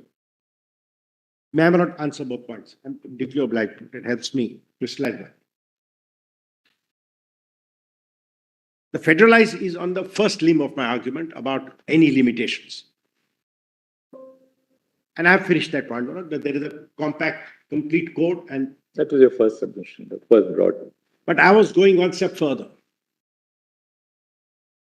Nobody has adventured this. I'm trying to see if it makes any sense. If we consider 45, 49 akin to 50, why? Because these are three connected with land. I'm now not purely on what's the tax on mineral rights. Because the Indian structure was such right from 35 of the land laws, not the MMDR. The MMDR has never vested ownership in the state. It is firstly the British who started decoupling mineral rights from land by saying, I give you zamindari minus the mineral rights. And it's noted in those judgments. Or the Indian zamindars who had full right gave to their tenants rights other than mineral rights. Or sometimes they did. Then we had post-constitution, the spate of land reform laws, all of which took away mineral rights and vested in the state. So we have effectively decoupled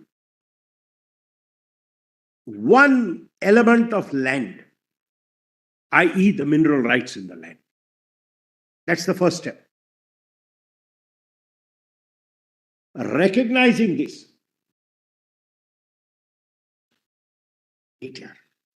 don't disturb me like this. Recognizing this, the 35 Act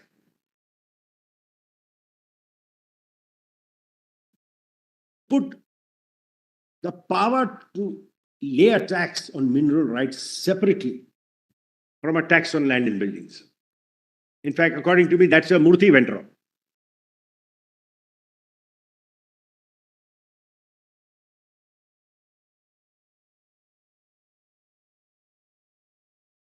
What was it carving out? And if it is read in the same sense as 45 and 49, it then becomes a tax on the owner of mineral rights. How he monetizes them, you may monetize them by enjoying the minerals, or you may monetize them by allowing somebody else to excavate and recover. Whatever you call it, dead rent, royalty, share. But like 45 and 49, should 50 be limited, where ownership rights to mineral rights are available. And that doesn't fit with our present statutory landscape for the most. I'm not saying completely. It fits with some bits where we still have ownership rights in mineral. And if the state wants to tax them, it may stand on a different footing.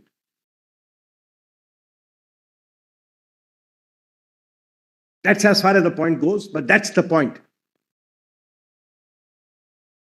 But if we understand this on Nociter Associati, and I just want to show one thing, Mara, as the starting point of the submission.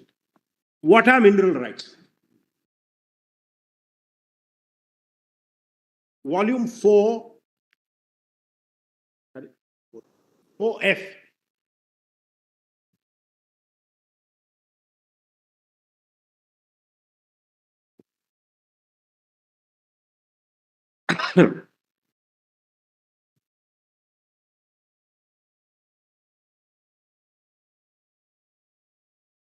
This is the general law. I start from here. It's an interesting point.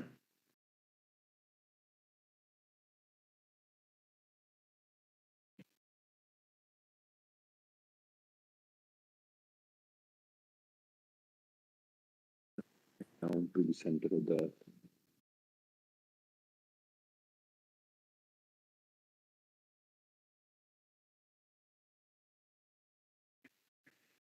Back at 2 o'clock.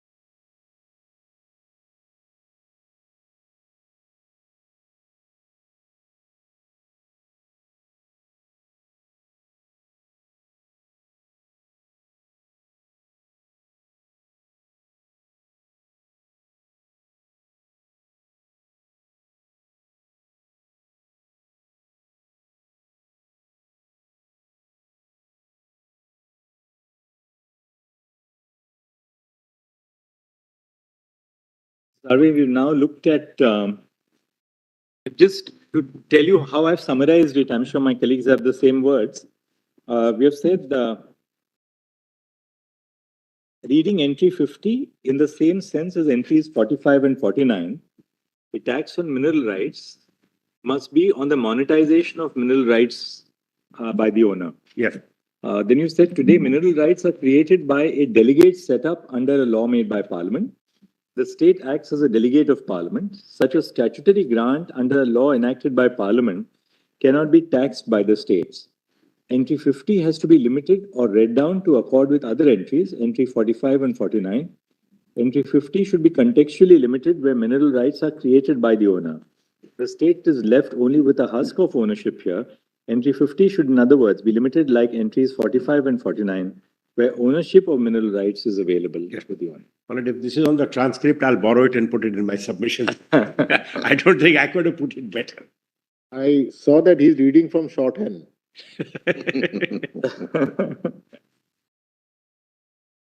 May I now quickly finish this point, Bharat? Sorry? It's a shorthand which you pick up with experience as a judge over the years, that's all. It's a long hand. Very shorthand difference. Some of us, Malad, who have beautiful handwriting, our long hand looks like shorthand.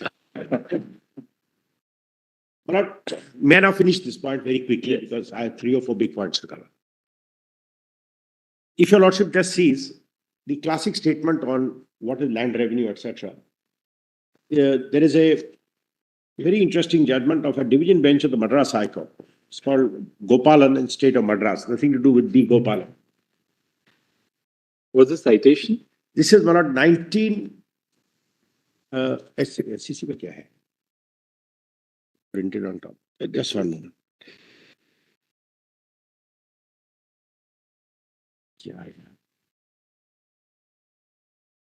We got it Malad from the SCC. It's on the screen, but you want the citation. 71 LW. Yeah, it's 71 Madras. I think it was Madras Law Weekly. Page 672. And what is the What's the name of the case? page number in It comparison? is S. Gopalan and State of Madras. In the compilation, what is the page? Malad, this is not in the compilation. Not in the comparison. Because when I was thinking of this, Malad, after the interactions in court, I thought we would need to. What do they say? Let's see this. The reason I am citing it is, Malad, it's a good encyclopedia of the entire land law. So I get it all in one place. What is the year of the judgment, by the way? Malad, this is 1957, I think. The page, first page पे जाइएगा. Scroll नहीं कर सकते क्या हम लोग? Scroll नहीं क्या है यार, citation नहीं है अपने पास. होगा. 15. अरे कॉपी भी है, कॉपी तो ये है.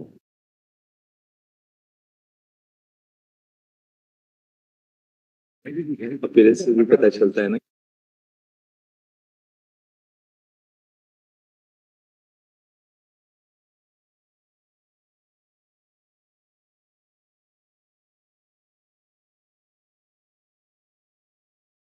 It is AR 58 Madras 539 or 1958 to Madras Law Journal 117.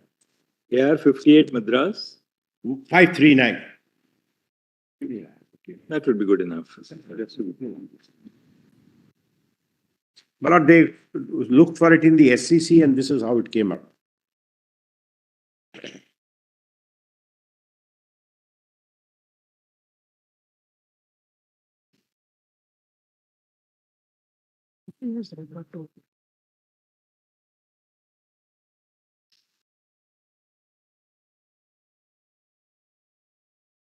DIRs are not.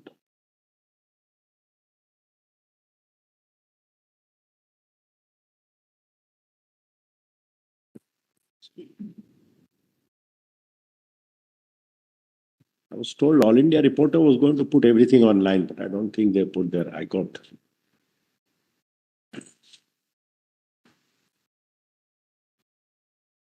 Your Lordship sees page 673 one.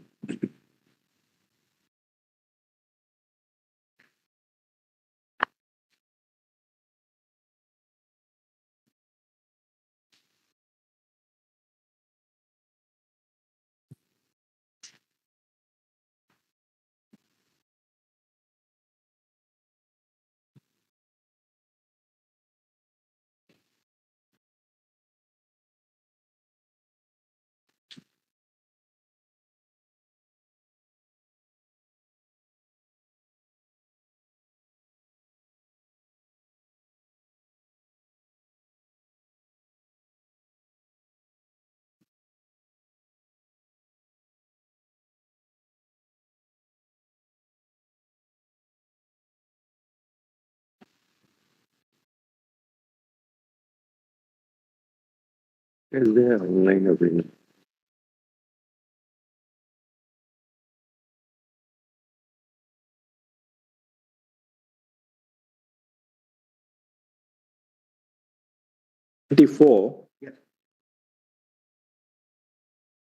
Sovereign is entitled to levy tax on all lands. Such a right is one of the prerogatives. You can have it. But please ignore the marking.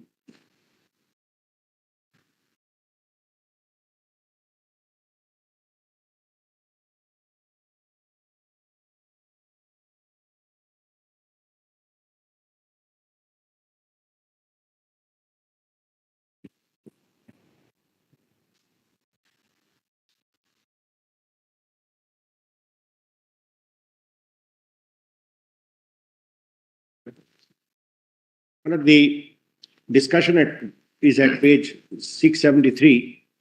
I'm not going to read the whole thing. Land revenue was challenged. On the left-hand side, lower column, it starts with third line. Its well-known system of permanent settlement or Lord Cornwallis was introduced only in a few places in the old Madras Presidency, and the board of directors of East India prohibited its extension to the rest of the presidency. Thereafter, collection of revenue by way of village settlement or by grant of lease or the village to a middleman, to a renter, a headsman, etc., etc. But not the whole. I'm not going to read Actually, the the question was whether this is collection of assessment and collection of land revenue is violative of Article 265. Very interesting. So the court says no, this was a power which was inherent in the sovereign even before the constitution. It was continued by Article 372 and therefore it's protected. But the reason I went to this judgment is it's one of the best discussions of the history. And it gives it all in one place rather than going all over the place. Page 674, from the very early time, land revenue was recognized the item of revenue for the same Mr. Soundaraj Iyengar in land tenures. After referring to the ancient Hindu scriptures and smritis, said that the lawgivers have laid down most distinctly that the sovereign is entitled to a share of produce on the land for protecting their life. If your lordship has that. Yes. And then he discusses the whole matter. I won't read the whole thing. Yes. It will be of assistance to your lordship because it puts it all in one place. So, land revenue, tax on land, all this have their historical origins in a share. And that is why, Manoj, till 35, even under the devolution, there was no such thing like tax on mineral rights.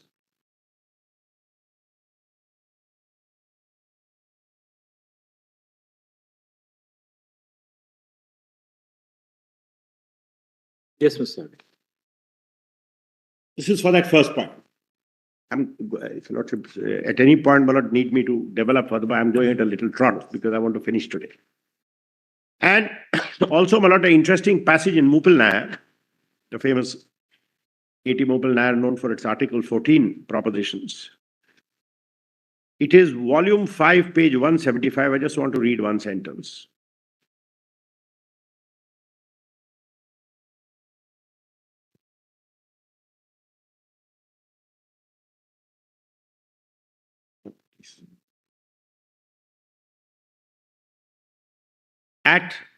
This is 61.3 SCR 77.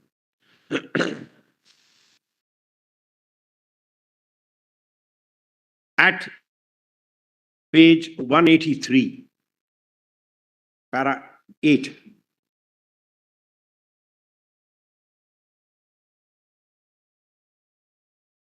About 3, 6, 7 lines from above. The Act in terms claims to be a general revenue settlement of the state. Ordinarily, a tax on land or land revenue is assessed on the actual or potential productivity of the land sought to be taxed. That's the point which I was making. Where is that, para? No, I'm so sorry. It's para 8 at page 183. And which line? About 6 lines from the top. The Act in terms Yes. claims to be a general revenue settlement of the state. Ordinarily, a tax on land or land settlement revenue is assessed on the actual or potential productivity of the land sought to be taxed. In other words, the tax is reference to income actually made or which could have been made with due diligence and therefore is levied with due regard to the incidence of taxation. This is one of the general notion. of tax on land, of land revenue. But I made a broad statement, one I have to make it good. That's how it is understood. The rest then one of their lordships discuss about if you have a flat rate, then how it violates Article 14.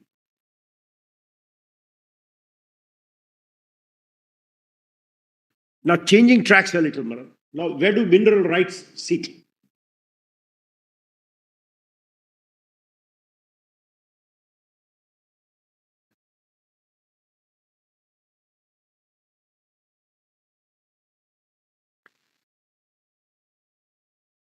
In all these?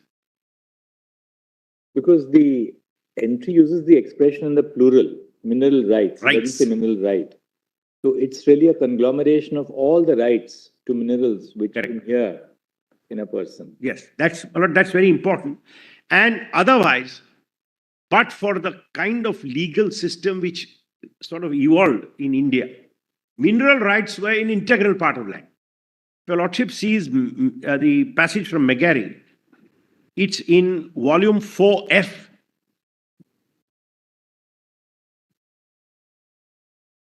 Page? PDF 2. I'll just read 4 or 5 lines. This is the standard textbook, the law of real property. There is an ancient maxim, Cusius as solum, ejus as usque ad coelum edat inferos, meaning the owner of the soil is presumed to own everything up to the sky and down to the center of the earth. It has been criticized, but the presumption that remains firmly a part of English law, encapsulating in simple language the proposition of law, which has commanded general acceptance. Above the surface, the development of powered flight will make it impossible to apply the presumption literally. The owner's rights in airspace above the land extend only to such height as is necessary for ordinary use and enjoyment of the land. As regards the rights beneath the surface, the maxim applies.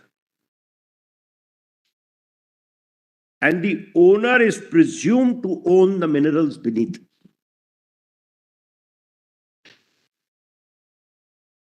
For practical purposes,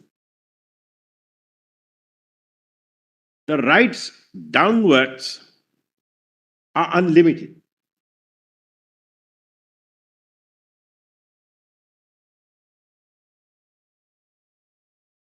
There must obviously be some stopping point as one reaches the point at which the physical features such as pressure and temperature render the concept of strata belonging to anybody so absurd that it's not worth arguing about. As to the land itself, the owner in fee simple is prima facie in possession of, and therefore entitled to any chattel, which is not the property of any known person, which is found under or attached to the land, in a field or in the bed of a canal. I have to stop here for a minute. Now, there's one story which Mr. Parasaran used to tell with great delight.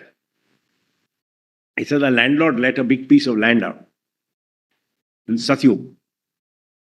The tenant, while plowing the land, discovered a pot of gold. He went to the owner and said, this doesn't belong, this doesn't go with the land, this is yours. And the landlord said, I have given you the land and all it yields, so it is yours. They went to the king. By the time they went to the king, Kali Yuga had come, so they changed their pleadings. The tenant argued, actually, you're right, it's mine. The landlord said, no, sorry, I got it wrong, it's mine. To always tell this story about Kali Yuga and Satyug.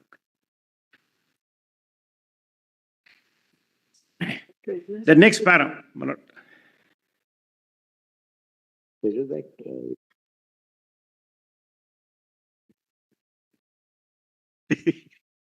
The next line, the rule also applies to any unattached chattel found on the land.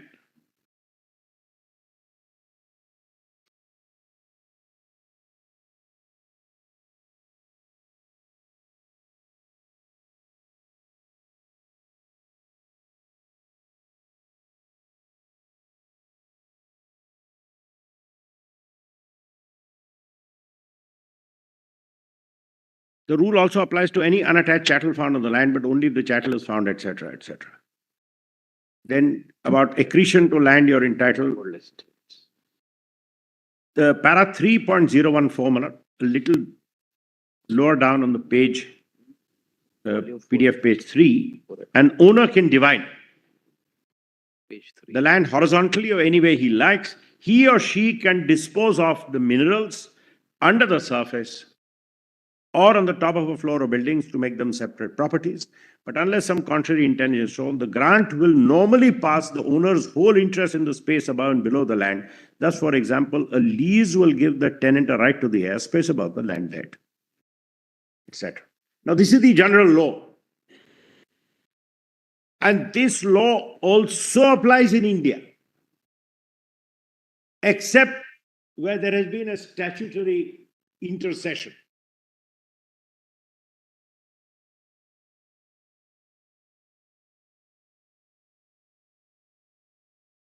The lease will give the tenant the right to the airspace above the land. Correct. Also minerals. So if he wants to fly kites, he can do so. He can, but not planes.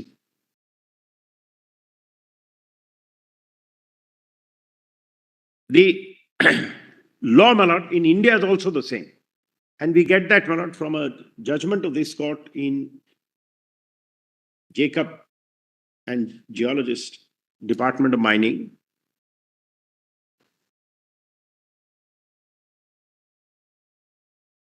(2013) 9 Supreme Court cases, page 725. I'll come to that judgment in a moment. Your Lordship, just note it down. Here. And that's in bundle 5A, page 831.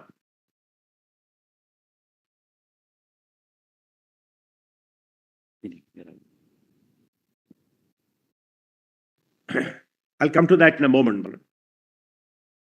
Therefore, my submission is now look at the collocation of entries. Because of this peculiarity, as Gopalan explained, of Indian law, how it is evolved, we took out mineral rights and says tax on land revenue and mineral rights. If the three are understood in the same sense, then everything falls into place.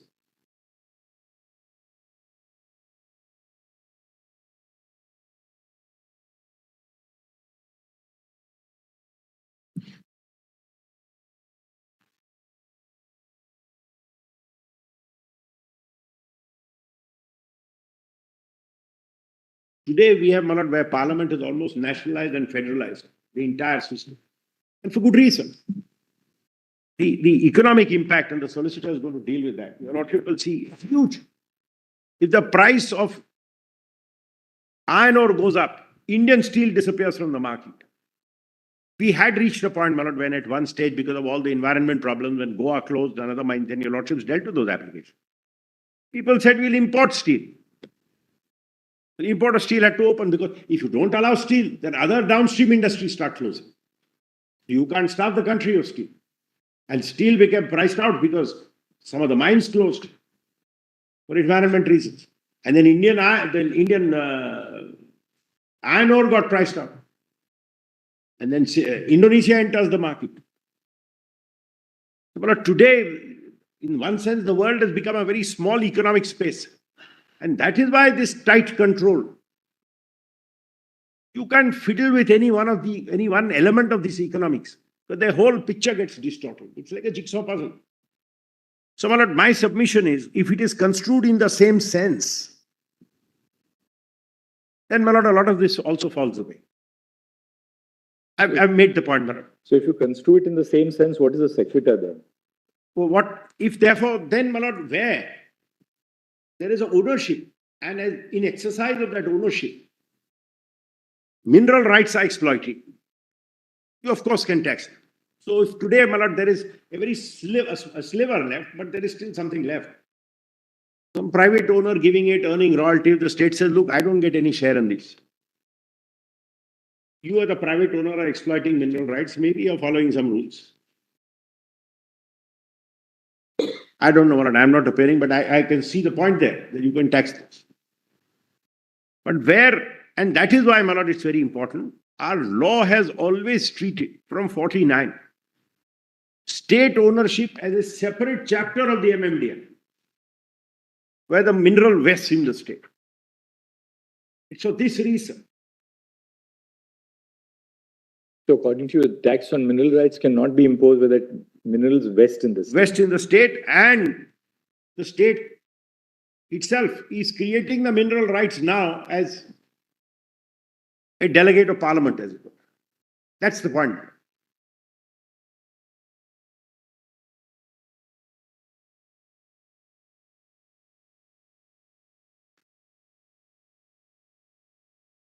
Now, what happens then to the taxing entry? And I have to deal with logically at this point, so that we are done with entry 50. What I call the Kannadasan conundrum.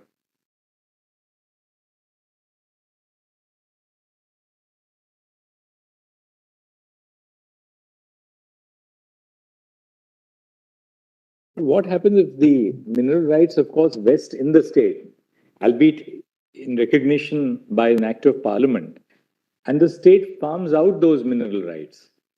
If it farms out some portion of the mineral rights, can it not impose a tax? Because it is acting in a dual capacity. In farming out the mineral rights, it's acting as the owner of the minerals. In taxing it, it's exercising its sovereign power of taxation. The problem is, if the tax on mineral rights is conceptually the share of the state in the mineral rights, or the share of what the owner earns from the mineral rights, then once the rights are with the state itself, what it earns is by farming out those mineral rights. Right, but the state is farming out those mineral rights. When it farms out the mineral rights, can it not extract a share in what the private person or the third party earns from the state by saying, I'll tax that? Because taxation has it doesn't have a logical basis. Taxation is always, it's really in that sense a fiction of the law, right? Well, I see the point where if tomorrow the state was acting purely in a contractual capacity and wearing two hats, one the sovereign taxing power and one as a contracting party. Today it doesn't do that, but tomorrow if it were to do that, and it was left free to do that, there may still be a conceptual problem. And let me just state the point. I don't want to overstate it. Let me just state the point. If I'm right in my understanding of the collocation of the three entries, 45, 49, 50, a tax on mineral right is where the state is taking from the owner a share of what the owner earns. Now the state, when the 100% vests with the state, there is nothing to take. What the beneficiary of a lease then gets is what the state has bestowed on him. There is no further share. Gotcha. Now, my lord, I've finished. One last bit remains.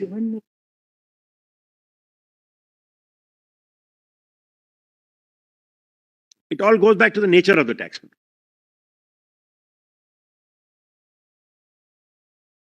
Now, my lord, I come to the last limb. Your lordships had asked, and it's a very important question to ask. If we are right on especially the first limb of 50, that assuming the state could have taxed where it creates rights, etc., the limitation is what takes away the right of the state to tax. And what happens to the taxing power? My understanding of the Constitution and first principles will be the taxing power sits where it sits. It doesn't vest in Parliament. But there is a view taken by this court that it does. By two judges, I must show that judgment. How far it goes and how far your lordships find it of assistance is quite another matter. This is volume 5C, page 114.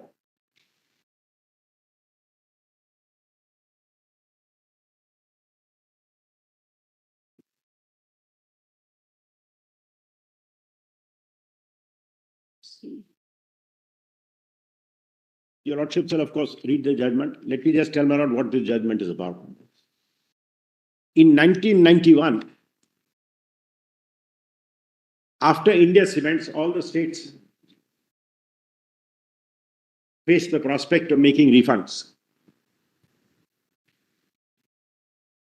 And a question arose, where is the money going to come from? So Parliament brought a validating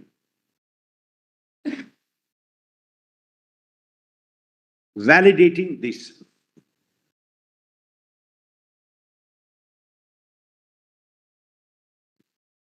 That law was challenged on various grounds, including legislative competence. 1.4. XC.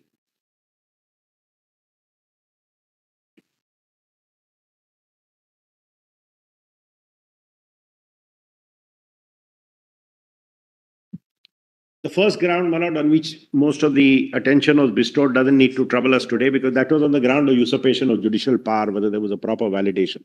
Put that to one side.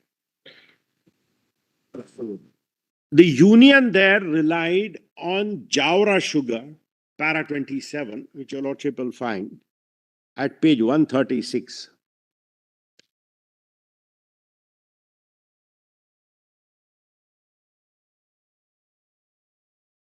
And Jawra sugar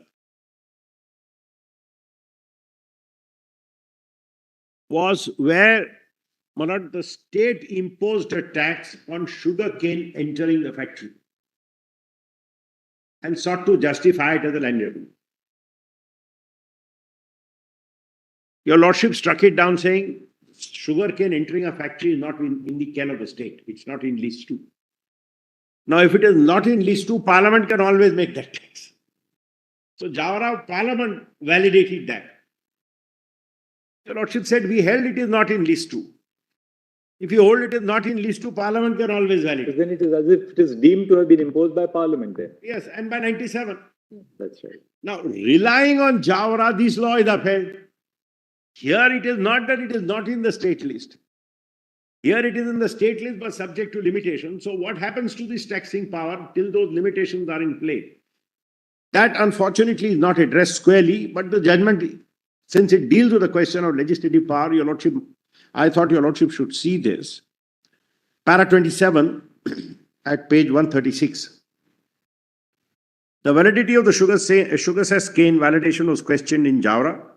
The contention of the learned counsel for the appellant petitioners is that if Parliament wanted to impose the levies which were earlier imposed by state enactments were declared incompetent, Parliament must impose the levy as has been done by Section 3 of the Validation Act, etc. Now that was one, Manoj, that's more on the form of how the validation should have been brought in place. The third contention, and Manoj, where we really come in, fifth, page 141.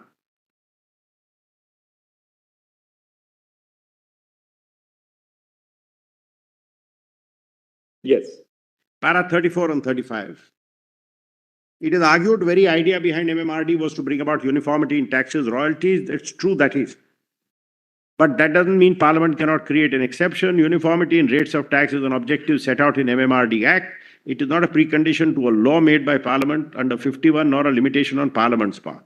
If Parliament is enunciated, the principle also create an exception, precisely what has been done in the instant case. The impugned enactment is both an addition and exception to Section 9 of the MMRD Act. Now, this is not very important.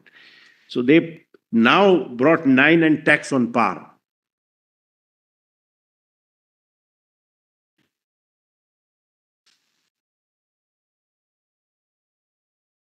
The fifth contention of the learned counsel for the appellant's petitioners is equally misconceived. Parliament has already denuded the legislature of their powers to levy tax on minerals, inhering in them by making the declaration contained in Section 2 of the MMRD Act. Now, my lords will know why I'm coming to this judgment towards the end of my submissions. I have not relied on the declaration. I have not put my points on a slightly different footing. But this is how this court has seen it.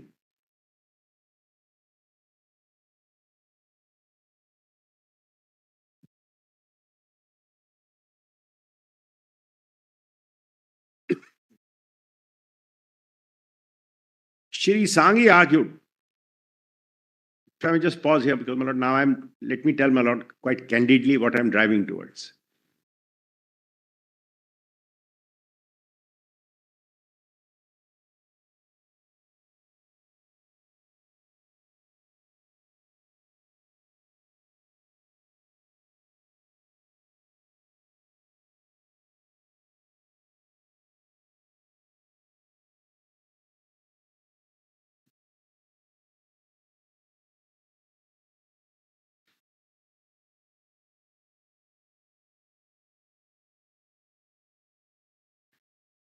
I'll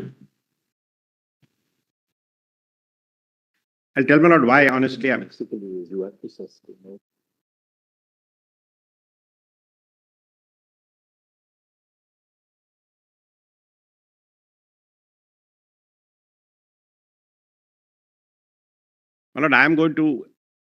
I'm sorry. I'm at the end, my lord, going to suggest one way out of this, what I call the Kannadasan conundrum, is that 7 judges held a particular way. That was acted upon, it came to rest. Yes, sir, I made a mistake by unsettling that position. I am coming to it in the end of my submission because I wanted to first satisfy your lordship that on principle also we are right. But if that is done, then all this landscape need not be disturbed. But if one tests each proposition here, we don't know where this is going to end up.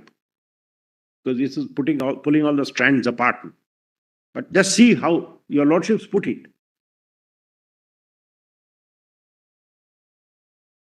Shri Sanghi argued that the denotation is not absolute, but only to the extent provided in the MMRD Act. Section 9, Council submitted as one of the facets of the extent of denudation. 9, it is submitted, sets out the rates of royalty. And also the states' rates of royalty can be revised if Section 9 is to be amended to the directly or indirectly a fresh declaration in terms of entry 54. This contention assumes that notwithstanding the declaration in 2, the states still retain the power to levy taxes on the minerals over and above those prescribed in the MMRD Act. And that a fresh declaration is called for whenever such subsisting state is so and so. This supposition flies in the face of the decision of India Cement and Orissa. The decisions are premised on the assumption that by virtue of the declaration, the states are denuded of the power to levy taxes. It is for this reason that the state enactments were declared incompetent so far as they purported to tax cesses. The denudation is not partial, it's total. It cannot levy any tax or cess on minerals so long as the declaration in 2 stands. Once the denudation is total, there is no occasion or necessity for further declaration or denudation or for repeated declaration. Mr. Salve, perhaps the problem which confronted the bench was that India Cements was binding on them. Yes. They were a bench of 2. They had to take India Cements as it is. There was a validation act, and there was a challenge to the validity of that act. So when they formulated whether the states are denuded the power of imposing taxes on minerals, they go by India Cements and then read it to... There is one area, my lord, I'm with respect, your lordship is absolutely right. But there is one area where it creates a problem.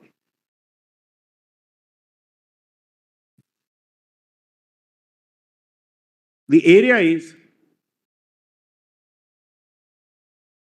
if there is a limitation made by Parliament, Parliament can limit the state's taxing power. Can Parliament exercise that taxing power? And a question which your lordship asked right from the beginning. Where does Parliament get the power to lay this tax? And if Parliament doesn't get a power to lay this tax, they can't validate this tax. Now, that's a conceptual problem. And this judgment goes on the footing that because the states can't, the Parliament can.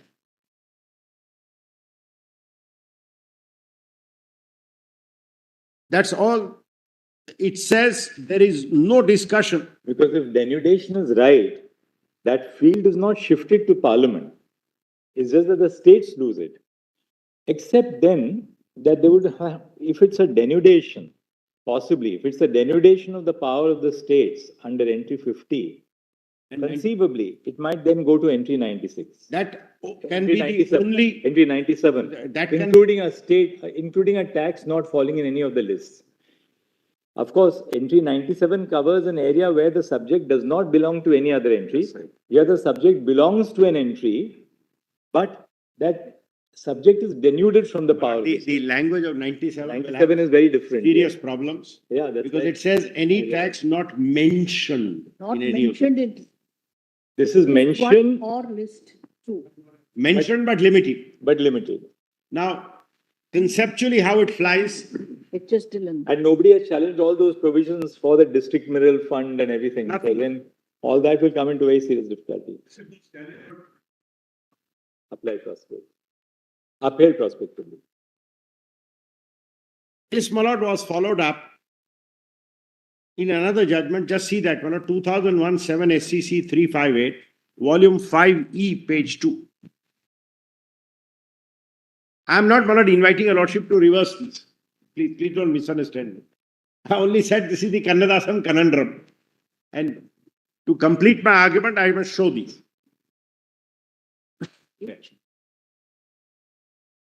No, it's not reversed. Malad, this judgment held, Malad, I'm sorry, it is in volume 5E, page 2, 5E. where 3 judges heard. They did not reverse the principle of the law. They only said this cannot apply to future recoveries. It only saves the past. Tell us the page number once again. I'm so sorry, Malad. This is in volume 5E, page 2.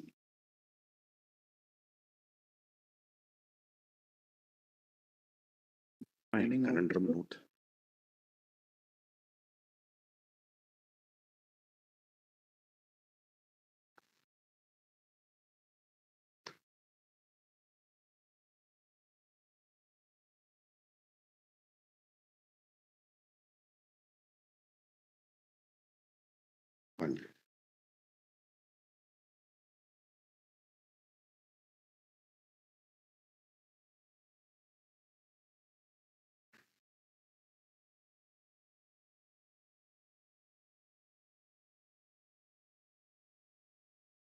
And in this, Malad, Kannadasan principle is upheld, but they said this cannot apply to future recoveries. And that discussion your lordship will find.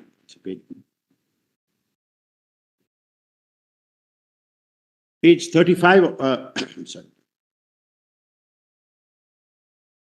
of the PDF. Malad.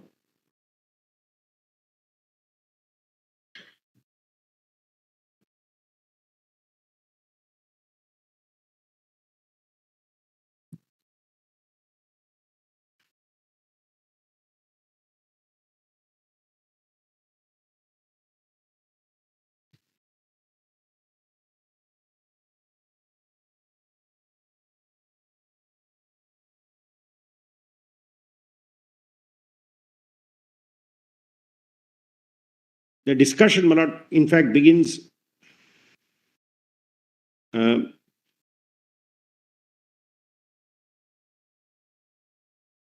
page 34, Placitum C.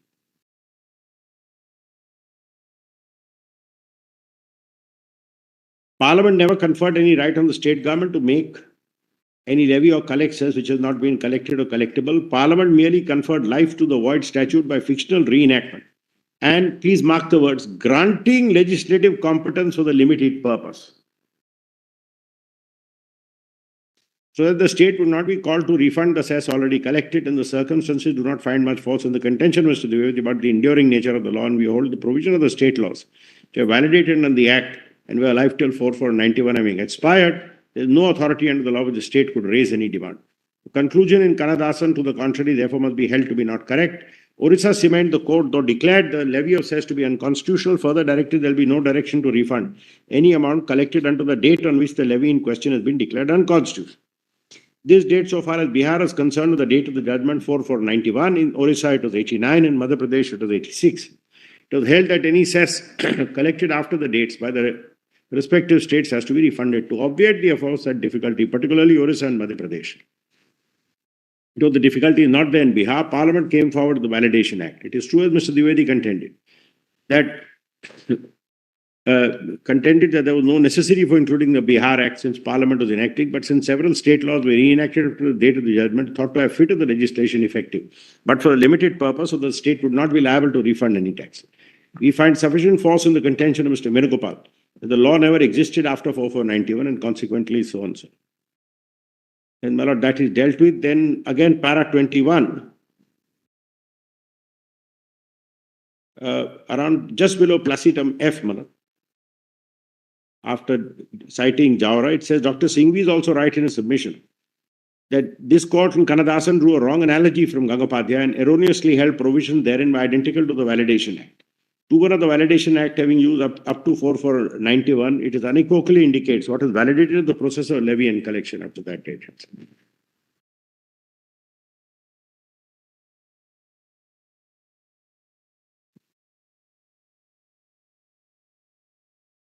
So they overruled Kannadasan. To this extent. But the basic principle is upheld. The validation is upheld.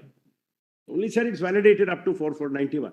Now, quite frankly, my lord, if it is completely lacking in legislative competence, only way to do it is to dilute the limitation, but not Parliament imposing the tax. What they've done is Parliament imposing the tax. That's what Kannadasan upheld. And that was upheld. The district mining officer case doesn't go back on that.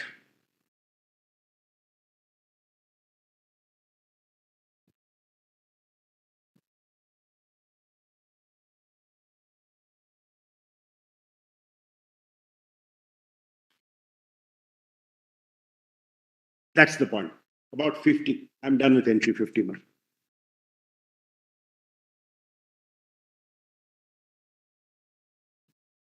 But there are some more cases about denudation, etc. If your lordship permit me, in the closing written note, I'll give the passages in those citations. Certainly. There's some other ground which I need to cover today.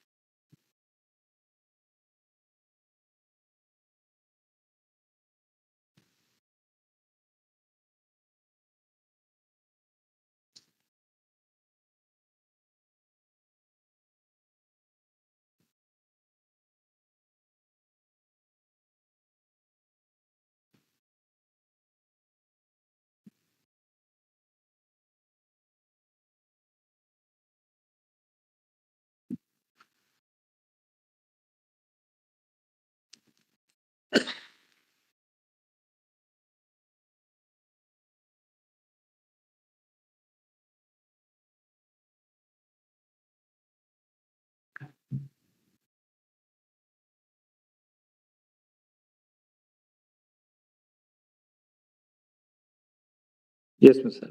Now, my lord, the next point. If I'm right on 50, does 49 help the state?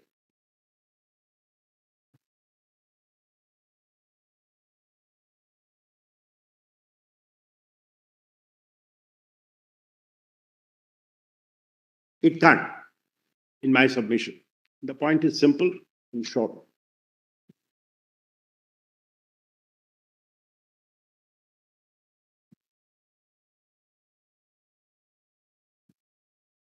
That's your decoupling argument. So one thing is then clear. That land tax on land, according to you, cannot include tax on mineral rights. So that's very clear. But they would argue that The measure. There's a measure and not the levy. So I come immediately to the measure. Is on land. That's why I said the first part is easy. And one must construe 49 and 50 in separate compartments. Because 49 is on one aspect of land, 50 is on another aspect of land. We can't mix the two. Sorry, I shouldn't use the word aspect. It has created a lot of confusion in our constitution. 49 is on land, 59 is on mineral rights, which are not a part of land anymore.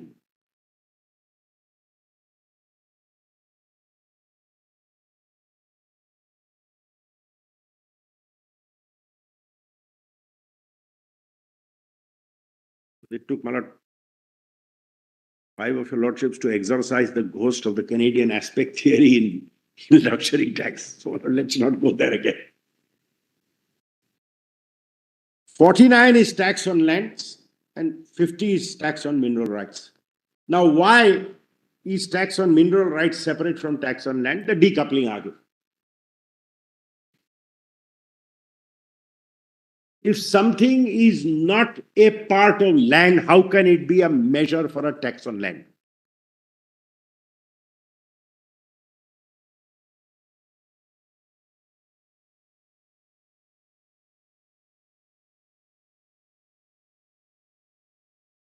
That machine, actual machine, over an angle.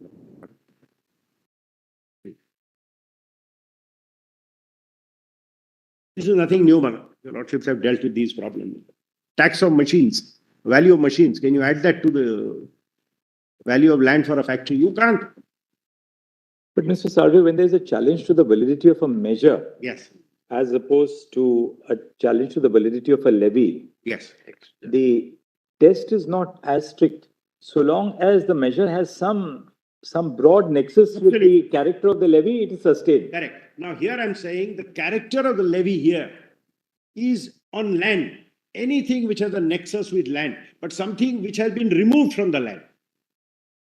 Legally, conceptually. How can it provide you a measure? And your lordships have dealt with this. Machinery.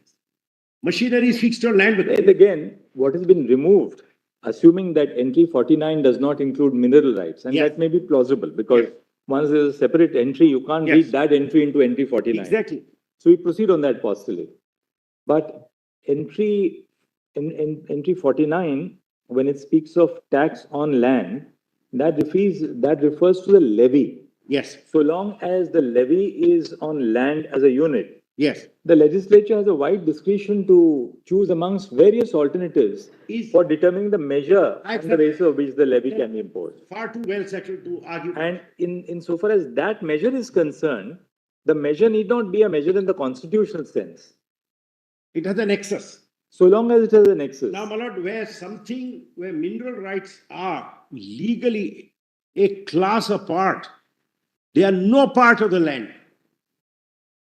How do they then have nexus with the value of the land? That's the point.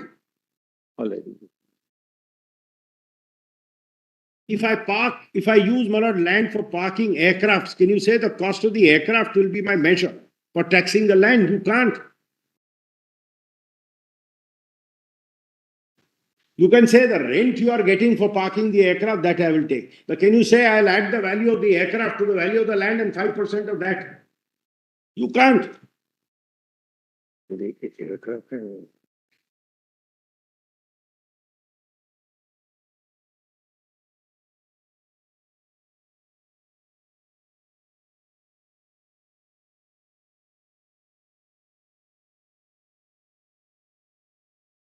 The necessary legal nexus is missing.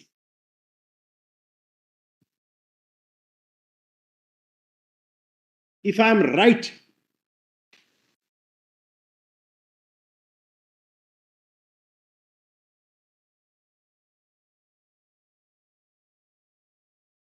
in the first part of my argument, that there is a decoupling. I am the owner of the land. I have zero right to mineral. And the owner of the mineral has zero right to my land.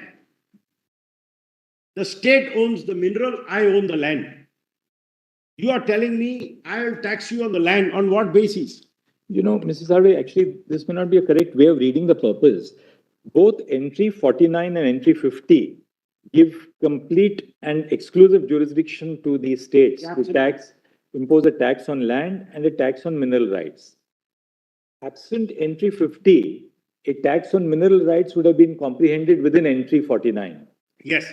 Right? Now, the reason why they decoupled, so to speak, entry 50 from entry 49 was because they wanted to subject a tax on minerals to the limitation imposing power of Parliament under entry 54 of List 1.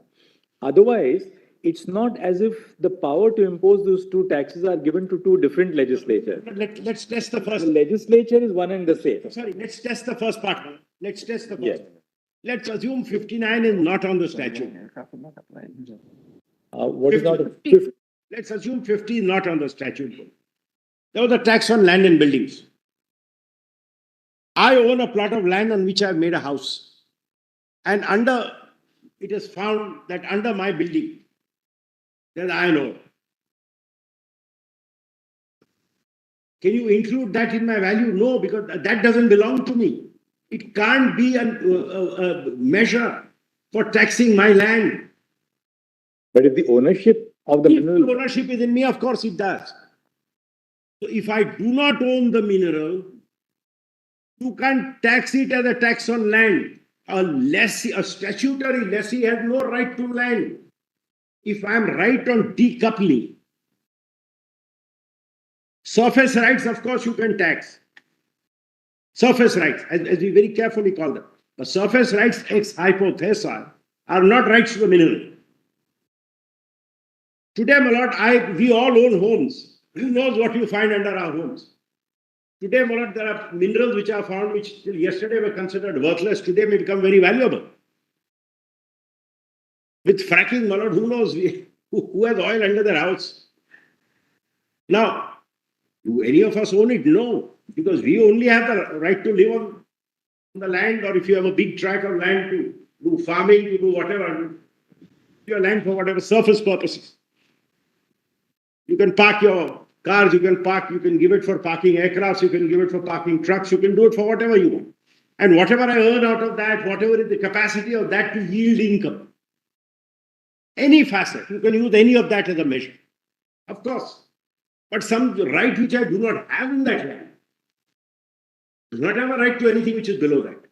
How can that be a measure for taxing me on the land? Conceptually.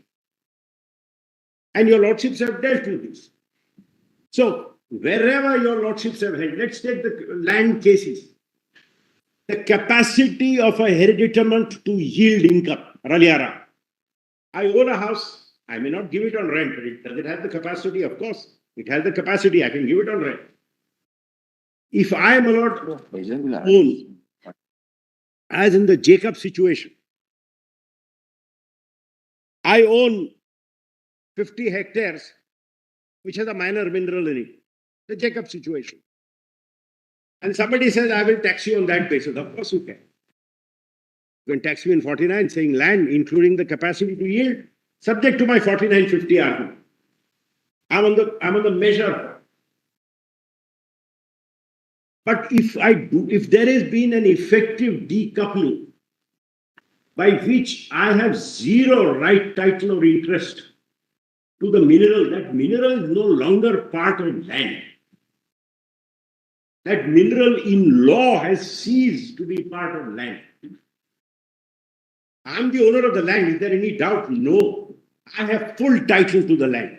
But my full title to the land doesn't mean I have a right to exploit the mineral. Because minerals as a separate head have vested in the state. How can that be a measure of a tax on land where the minerals are vesting in the state? Where they don't vest in the state, yes, sir. A different consideration. And that is where, Marat, the measure breaks. Because then it has lost nexus with the land. It has lost that connection. you're relying on RR engineering and then. RR and Bombay Tire. At which point you levy, how you collect, everything, you have full latitude. Let's see RR and then Bombay Tire, how Yes. it's put there. And Malad, in fact, also a recent case, 2013. yes, where, Sorry, 2021. yeah, Yes. 21 in Customs ASA. Act, ASA, Customs Act. Yes. May I just show that those one or two cases, Malad? Because this is another.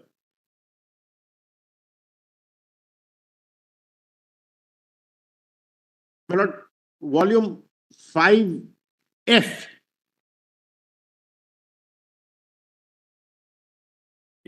Is RR Engineering, page 24.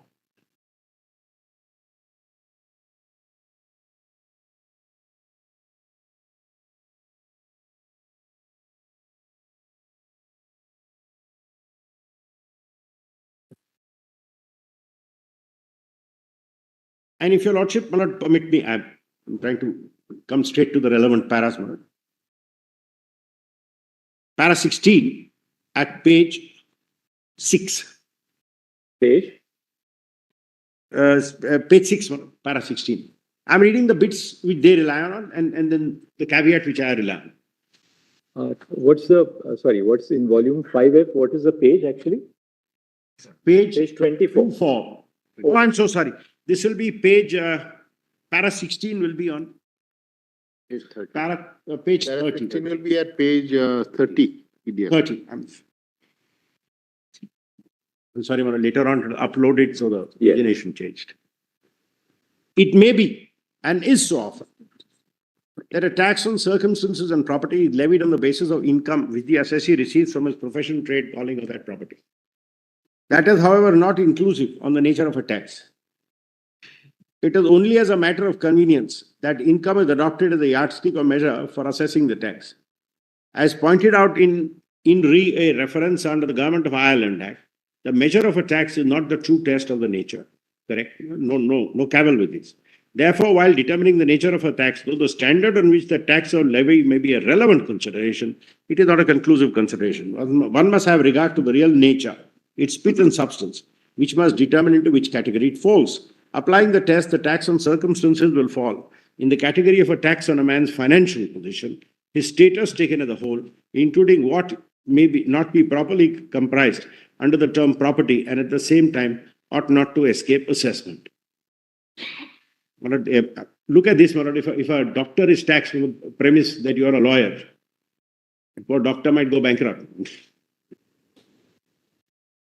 The quotation finds place in the judgment of Malik Chief Justice in the full bench in District Board of Farrukhabad. The formulation which learned Chief Justice would appear to have extracted from another source since he is put within courts is similar as Pandit Naram Narayan. Assessee challenged validity to pay tax on circumstances and property in 14(1)(f) on the ground he did not reside in the jurisdiction of the town committee at Karan. And under Rule 3, it was invalid. The court, after referring approvingly to Farrukhabad, particularly to the statement given to the tax did not matter, not had to be considered the pith and substance. That, my lord, is that, please see para 20, page 32. Entry 49 of list 2 refers to taxes on land and buildings, while entry 60 refers to tax on profession, trades, callings, and employments. Having already considered the true nature of a tax on circumstances and the property whereof the opinion in any event and at least referable to 49 and 60, the profession, trade, calling, and employment which is a person occupies, and the land and building which, please mark, my lord, which he owns, determines the status which he occupies. The impugned tax is the composite tax, one of its components being the circumstances of the assessee. By circumstances is meant his financial position, his status as a whole, which depends on the income from lands and buildings. It is that view which was held by a full bench of Allahabad and Muzaffarnagar and Jugal Kishore. Barun Jay, who spoke for the court, observed it is clear from the very nomenclature of the tax, it was on composite character, etc. etc. Then, my lord, your lordships cite the usual cases. And para 22 is where, my lord, for the first time, the red flag is raised. While doing so, we would like to utter a word of caution. The fact that one of the components of the tax, that is the component of circumstances, is referable to other entries should not be construed as conferring an unlimited charter on the local authority to impose disproportionately excessive levies who are subject to the jurisdiction. An excessive levy on circumstance will tend to blur the distinction between a tax on income and a tax on circumstance. Income will then cease to be a mere measure or yardstick of the tax and will become the very subject matter. Yeah, my lord, you say 50% of the royalty you pay breaches this principle also. I mean, you levy the same tax and the mineral tax. You say it fails, okay, how about entry 49? As the measure. You can't hop from one foot to the other like this. And this, my lord, was cited and forms the basis of Bombay Tire 84 1 SCC 467, volume 5A, page 251.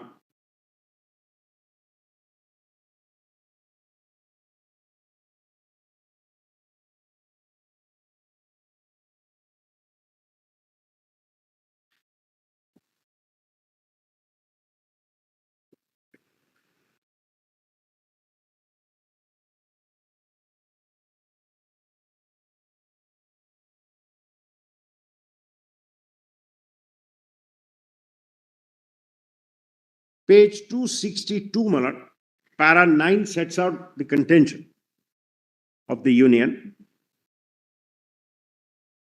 See the last 7 lines of para 9. According to him, although excise is a levy on the manufacture of goods, it is open to Parliament to adopt any basis for determining the value of an excisable article, and that the measure of assessing the levy need not correspond, please mark the words carefully worded, completely to the nature of the levy. And no fault can be found with the measure so long it bears a nexus with the charge. And this test, my lord, is discussed fully, page 14, para 14 on page 265. I'll just read these 3 paras and then I'm done with this point. We now move to a different dimension to the conceptual consideration of the measure of a tax. Section 3 of the Excise Act provides for the levy of excise. It charges the charge, it creates the charge and defines the nature. That is the levy on excisable goods produced or manufactured in India and mentioned. Section 4 provides a measure by reference to which the charge is levied. The duty of excise is chargeable with reference to the value of the excisable goods, and the value is defined in express terms. It has long been recognized that the measure employed for assessing a tax must not be confused by nature. Then, my lord, the famous Ralaram, where the tax on lands. Over the page, my lord, is Atmaram Budhya, where a tax on passengers was assessed as a rate on fares and freights payable by the owner. Clearly, my lord, there is an excess.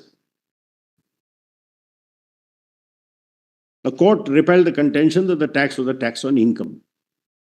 It pointed out that the measure of the tax is by the fares and freights, it does not cease to be a tax on passengers. If I may just pause here for a minute, my lord, in all these cases, your lordship will find the challenge was not that there is no nexus.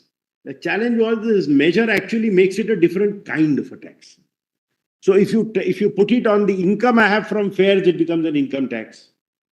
Or if you put it on the rent, then under the Income Tax Act also, the annual letting value is income. So it becomes a charge on income tax. So the nature of the tax undergoes a change. Your lordship said no. See page 267, the last para, it is apparent therefore. Yes, my lord. And after RR is cited,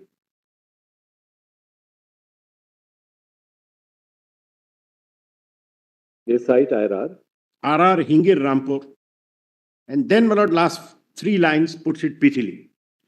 Any standard which maintains a nexus with the essential character of the levy can be regarded as a valid basis for assessing the measure of the levy. I accept this. I'm saying please apply this in the context in which I have put it.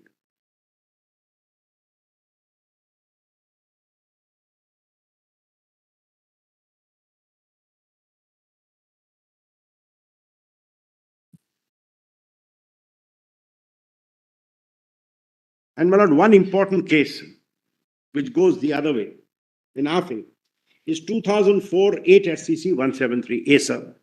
5F, H2. It is volume 5F, page 2.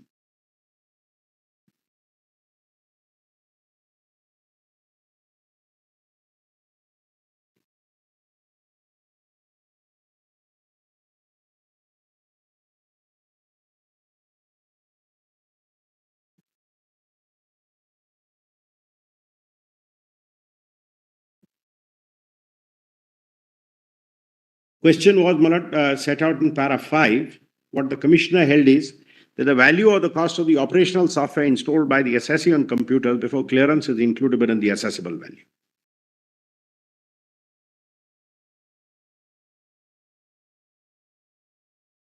Para 21 onwards, Malad, and page 15. Sorry. Yes, page 11.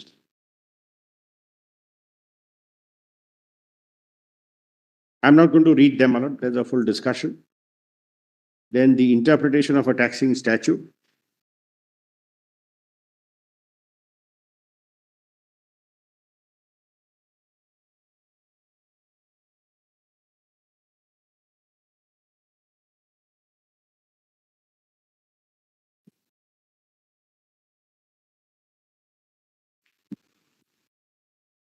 Then, my lord, the discussion begins from para 51 at page 15. Your lordships, my lord, trace this. And para 55 is what I rely on. Because we borne in mind central excise cannot be equated with sales tax. They have different connotations and apply in situations. Central excise is chargeable on excisable goods and not on goods which are not excisable. Thus, goods which are not excisable, if transplanted into goods which is excisable, would not altogether make the same excisable good so as to make the assessee liable to pay the excise duty. Excise duty would be leviable on goods which answer the definition of goods. A machinery provision in 4, and that too explanation, by way of transaction value, can neither override the charging provision, nor by reason thereof, goods which is not excisable, this is the principle, would become excisable only because one is fitted into the other.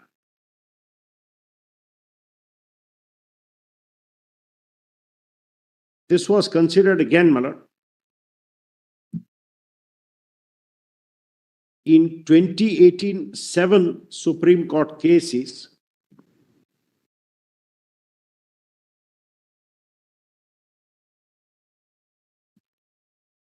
(233) Grasim, where they went into tax and measure. And my lord, page 926 onwards. Of volume? I'm so 5A, my lord. Starts at page 909, where Bombay Tires is reiterated.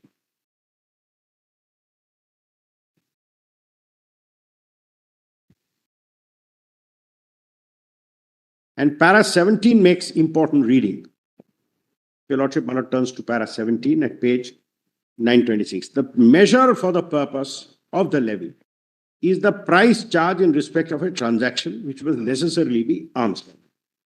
Included in the additions that enrich the value till its clearance are permissible additions to the price which can be taken into account to determine value, the whole as well as the transaction value, which under the amended section so and so. While such additions have been judicially held to be permissible under the old act, the very same heads have statutorily engrafted by the amendment. The price charged for the manufactured article at the stage when the article enters into the stream of trade in order to determine the value of the transaction for computation of excise does not come into the essential conflict with the essential character or nature of the levy. The measure is the value, and the value is related to price. And the price is charged at the stage of clearance. And that's how your lordships upheld it. And my lord, other passages are cited. The attempt was to say Bombay Tires is wrongly decided, your lordship said.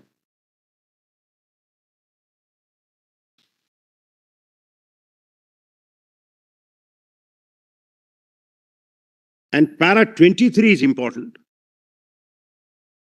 929.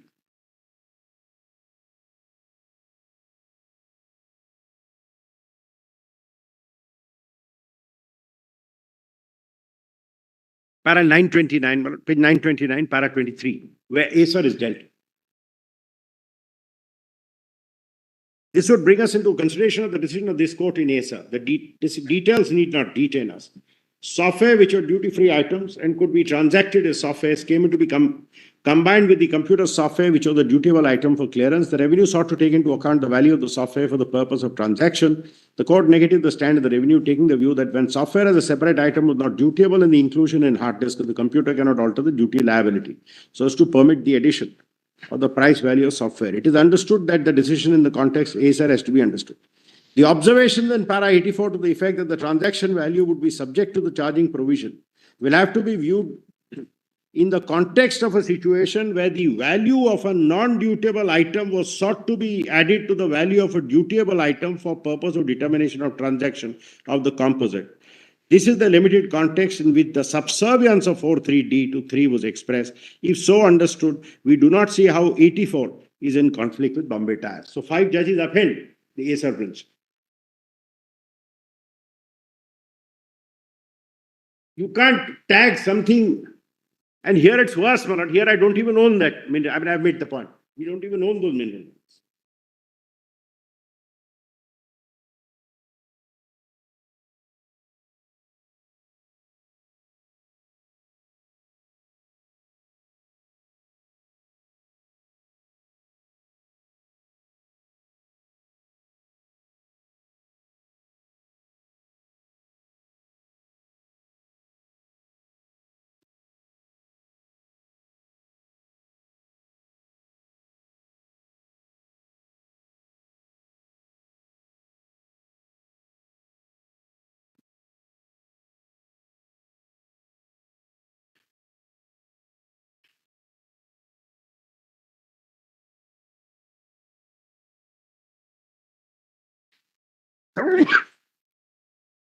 Excuse me.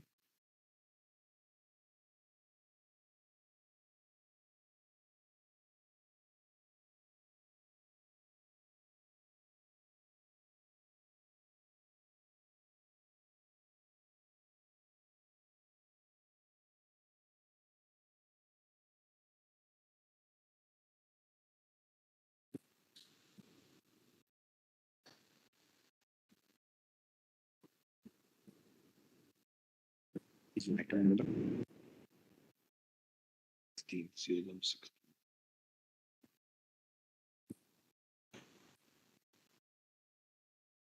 Now, my lord, Murthy. Let me very quickly deal with why I say, therefore, Murthy is wrongly decided and was rightly overruled in India Cement.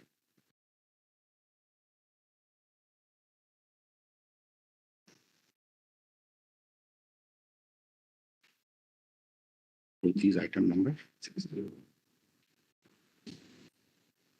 In volume 5, page 296. Oh, I'm sorry, page 302. Ah, yes, I've got it.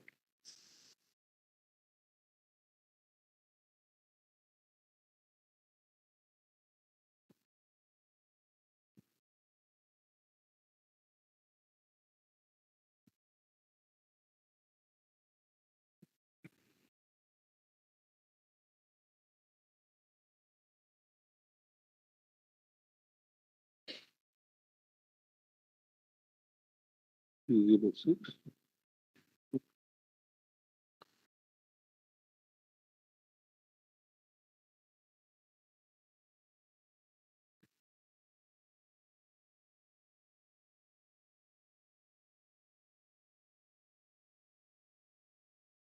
my lord, in this, Hingir Rampur is citing, because what they had done is by defining royalty as part of land cess, it was done. Page 301, para 9. I'm sorry, page 307, para 9. It will be seen there is no resemblance between the provision of the Orissa Act and the two decisions for which the cess under 78, 79, which are concerned. 78, 79 have nothing to do, not concerned with the development of mines and minerals. The proceeds of the land cess under 92 are to be credited to district fund, etc., etc. The funds to be used under Chapter 7 with 112 start for everything necessary conducive to the health, safety, education, inhabitants, and amenities of the local area, and everything incidental to the administration, including the particular matters which are mentioned therein. First of all, Manoj, now this again is a field which gets squarely occupied by the law. It will thus be seen that there is no connection between the regulation and development of mines and minerals under the Central Act and levy and correction of land cess. With great respect, Manoj, this is too narrow a reading. It's plainly wrong. Because if the Act actually covers this field, then even by incidental encroachment, the area gets covered. Then, Manoj, para 10. It was really, it was next that the land cess was really a tax on mineral rights. Then, Manoj, entry 50 is set out.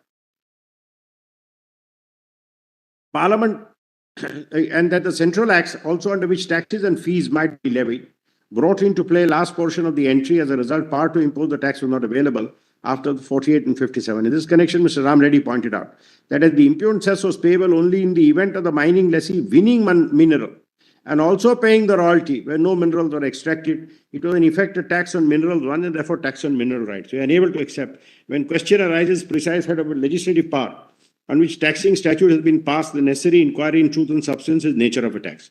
No doubt, in a sense, a very remote sense, it has relationship with mining, as also the mineral won from the mine under the contract on which royalty is payable on the quantity of mineral. But that does not stamp it as a tax on extraction of the mineral or mineral right. It is unnecessary for the case to examine what exactly is a tax on mineral rights, seeing that such a tax is not leviable by Parliament but only by the state. And the sole limitation on the power is that it may not interfere by a law made by Parliament. Our attention was not invited to the provision of any such law enacted by Parliament. In the context of 78 and 79, it is clear that the land cess is truth a tax on land with entry 49. Under entry 78, cess is occupied on occupied land of whatever tenure. The basis of the annual rent, that is the value of the beneficial enjoyment, This being the basis and disclosing the true nature. And then, my lord, the last line is, when the land is held under a mining lease, that which the occupier is willing to pay is accordingly treated as annual rent value of the property. My lord, this is wrong in law. I don't become the owner of the mineral. It's a lease to work and win mineral. As I don't become the owner of the land, and the decoupling of mineral from land was not an argument presented, and therefore not an argument dealt with. Such a rent value would include not merely surface right, but dead rent as well as royalty. That's the only reasoning. None of the points which I have, my lord, invited your lordship to consider.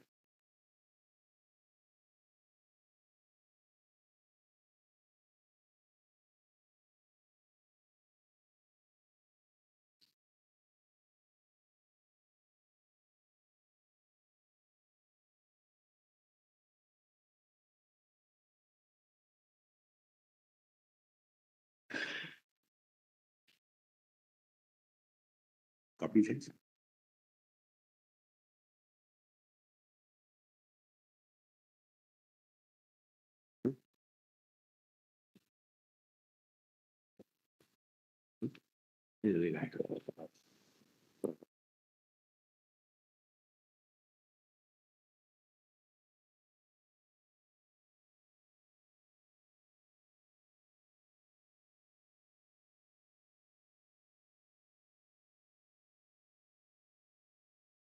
Land says, how can it be on mineral under a central lease? No, my lord, nothing. What was argued was it can't be, and they said, no, if you occupy, you have the mineral rights. So you don't have it as a owner of land.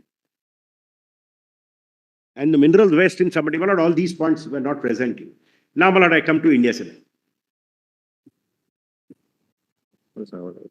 And I submit it was rightly decided.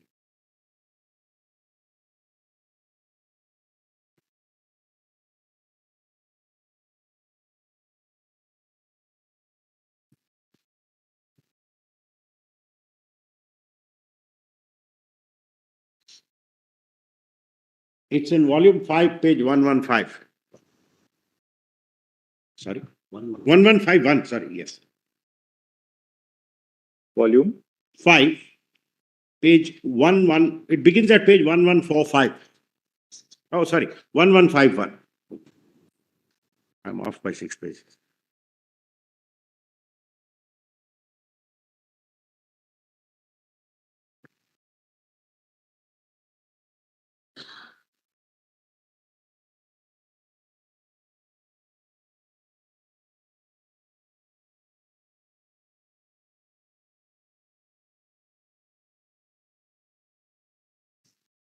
As I read India Cements,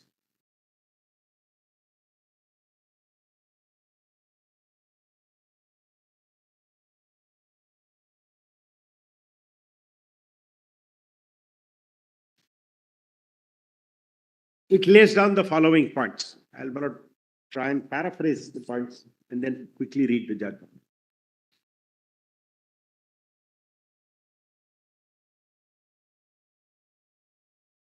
The first and the most important point it holds is that section 9 of the MMDR caps royalty. Correct.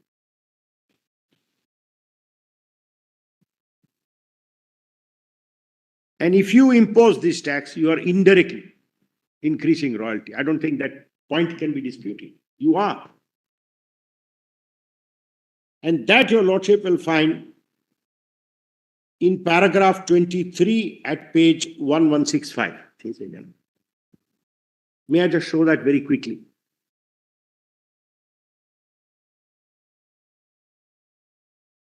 Page 1.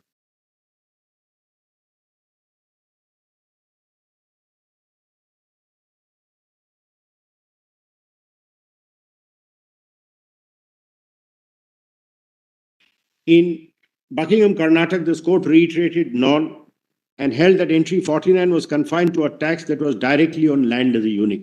But I have not cited all these cases. I can put them in a note for your lordship.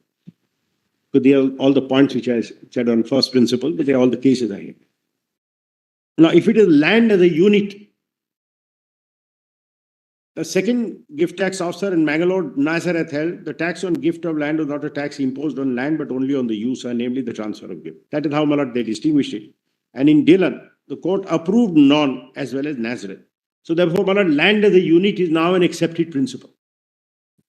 In Bhagwan Das Jain, the court made a distinction between levy of income from house property, it should be income and house property, etc., etc. It is therefore not possible to accept Mr. Krishnamurti's submission that a cess on royalty cannot possibly said to be a tax or an impost on land.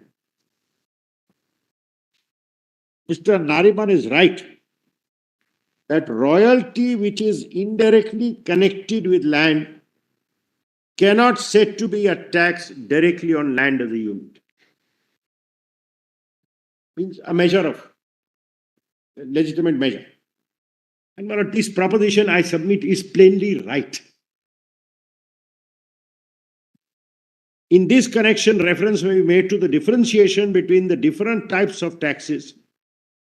For instance, professional tax in Western India, it was held that an entertainment tax is dependent on whether there would or would not be a show on cinema house. If there was no show, there was no tax. It cannot be a tax on profession or calling. Professional tax does not depend on the exercise of profession, but only concerns with the right to practice. It appears that the instant case, no tax can be levied if no mining activities are carried on. Now that's the tax under question. Hence, it is manifest that it is not related to land as a unit, which is the only method of valuation under entry 49 of list 2, but is referable to minerals extracted. Royalty is payable on a proportion of the mineral extracted. It may be you mentioned that the Act does not use dead rent as a basis. Hence, there cannot be any doubt that the impugned legislation in pith and substance a tax on royalty and not a tax on land. But this is plainly right. This is one dimension. This is entry 49.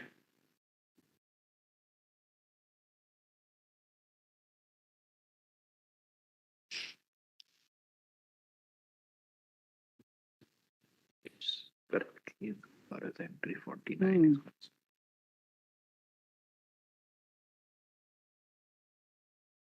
Then, my lord, entry 50 is called into aid. And your lordships accept, if your lordship sees 1, 2, 3, the last 5 lines, even though minerals are a part of the state list, they are treated separately. Where will you get that? I'm so sorry, my lord, para 24, page 1166. 24. Yes. About 4 lines from. Yes. Yes. Even though minerals are part of the state list, they are treated separately, and therefore the principle that the specific excludes the general must be applied. And your lordship cite a case, Waverley and Raymond, where it was held that entry 49 cannot possibly include minerals. These are all well settled principles.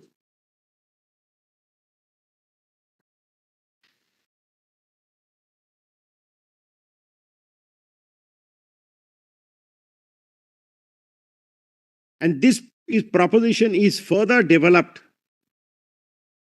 in para 25. In this connection, the Attorney General for the Union submitted that in order to sustain the levy, the power of the legislature is to be found within one or more of the entries. The levy in question has to be a tax of fee or impost. If it is neither tax or fee, it should be under the entries. The expression land according to the significance has indefinite extent, both upward and downward, and surface of the soil would exclude not just the face, but everything so and so. The minerals which are under the earth can in certain circumstances fall under the expression land. But as tax on mineral rights is expressly covered by 50 of list 2, if it is brought under the head taxes under 49 of list 2, it would render 50 redundant. Attorney General is right in contending that entry should not be so construed so as to make any one entry redundant. It was further argued that pith and substance, the tax fell in 50, it would be controlled by legislation under 54(1). With respect, one, what's wrong with this? It's absolutely right.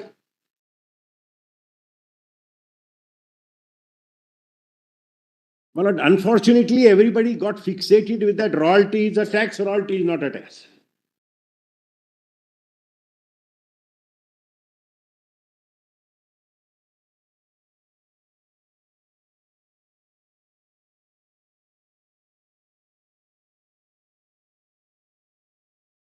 Then, my lord,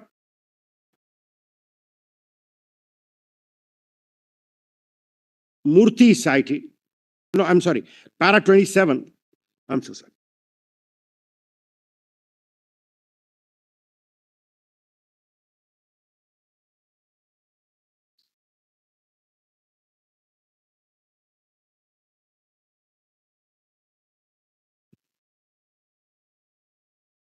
Yeah.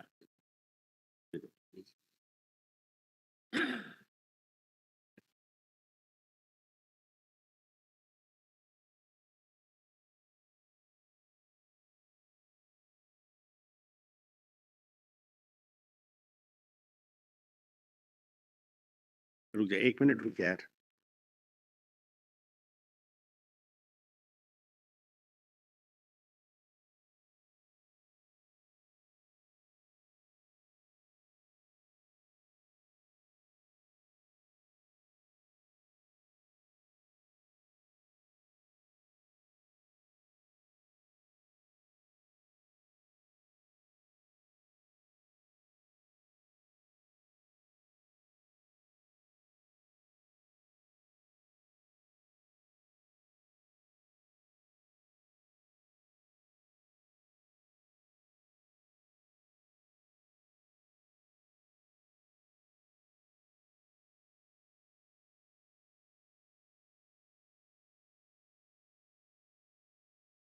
My lord, para 27 cites the Mysore case.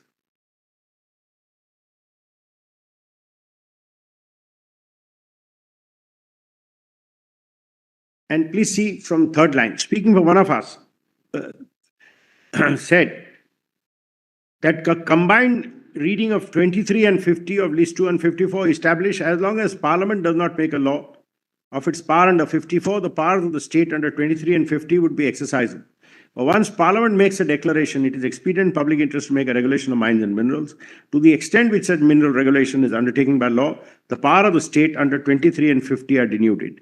The court was concerned with the Mysore Village Panchayat Act. Thus it was held it could not by the act by passing. The state legislature, by enacting 143, intended to confer power on the Taluk Board to levy tax on mining activities carried on by person holding mineral concessions. It followed levy of tax on by the board on impugned notification unauthorized. At page 306, it was held that royalty under section 9 and mineral was really a tax. It was not really in the nature of a tax. And I have made elaborate submissions, but not on exaction. That's what really it is. If it's a share of the state, it's an exaction. So that's why it is akin to a tax. So the similar effects are the observations of the High Court in state of Bihar. That, my lord, actually, that line should have gone above. Then, my lord, starts Murthy. Murthy is a separate point. And Murthy is cited, my lord, in para 29. But what is important is just above para 29.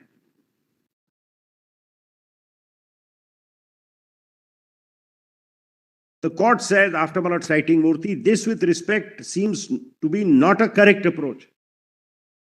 It was further observed that it was not necessary to consider the meaning of the expression tax on mineral right flowing from entry 50, inasmuch as according to the court, Parliament has not made any tax. This is not a correct basis. And with respect, their lordships are right in saying so. Then Murthy is cited. And para 30 says, it seems therefore the attention of the court was not invited to the provision of the MMDR. And section 9 and 9.3 in terms states that royalties shall not be enhanced more than so and so. Therefore, a clear bar on the state legislature taxing royalty. So as, now, my lord, please mark these words if your lordship don't mind.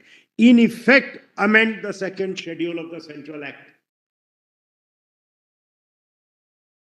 This is what, in my submission, really, is the heart of the matter.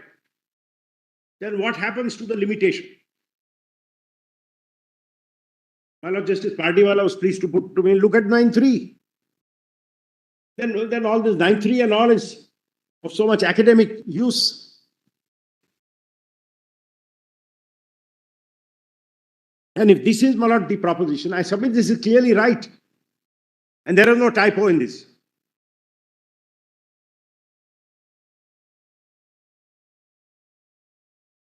in the premises, it cannot be right to say that the tax on royalty can be a tax on land. Even if it is a tax on land, it falls in entry 50 will be ultra virus. In Hingir Rampur, then Malad Hingir Rampur, that what happens is Mr. Justice Vanchu says it's excise duty. Now, for that, the last 3 lines, it says on that basis, please mark the word that basis, a tax on royalty would not be a tax on mineral rights and would be outside competence of legislature. So the fallacy in Mr. Justice Vanchu, on the one hand saying it is excise duty, but in the next breath saying royalty is a tax on mineral rights is brought out here. It's not that your lordships are saying royalty is not akin to a tax. There's no typo here. This is the criticism of Vanchu J's dissent. Then the next paragraph. It is contended by Mr. Krishnamurthy, state has not has a right to tax minerals. For the contended tax will not be irrational to correlate to the value of the property and make some kind of annual, etc. In view of the provision of the Act here is the MMDR, as noted, this submission cannot be accepted. And then they refer to 9.2 and said this field is fully covered. 34 is important. 34 is very important. In the aforesaid view of the matter, the aforesaid view is para 32, the limitation and the effect of the MMDR Act. Their lordship say that we are of the opinion that royalty is a tax and such a cess on royalty being a tax on royalty beyond the competence. Because tax in the sense of being an exaction, this may not be the best way to express it. Yeah. But it was said in that sense. This phrase, tax on royalties, has become over. Yes, straight away, Mark. As I read, I'm sorry. Yes. Yes, Mark, immediately.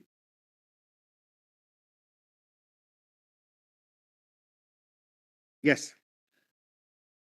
On royalty, being a tax on royalty, Yes. is beyond the competence of the state legislature because Section 9 of the Central Act covers the field and the state legislature is denuded of its competence under Anti 23 of List 2. Now, why does, I'm sorry. In any event, how do you construe these words? Yes, In there are two any separate- event, Yes. we are of the opinion that cess on royalty cannot be sustained under Entry 49 of List 2 as being a tax on land. And then in the same breath, court says, royalty on mineral rights is not a tax on land, but a payment for the user of land. Yes, straight away, Malak.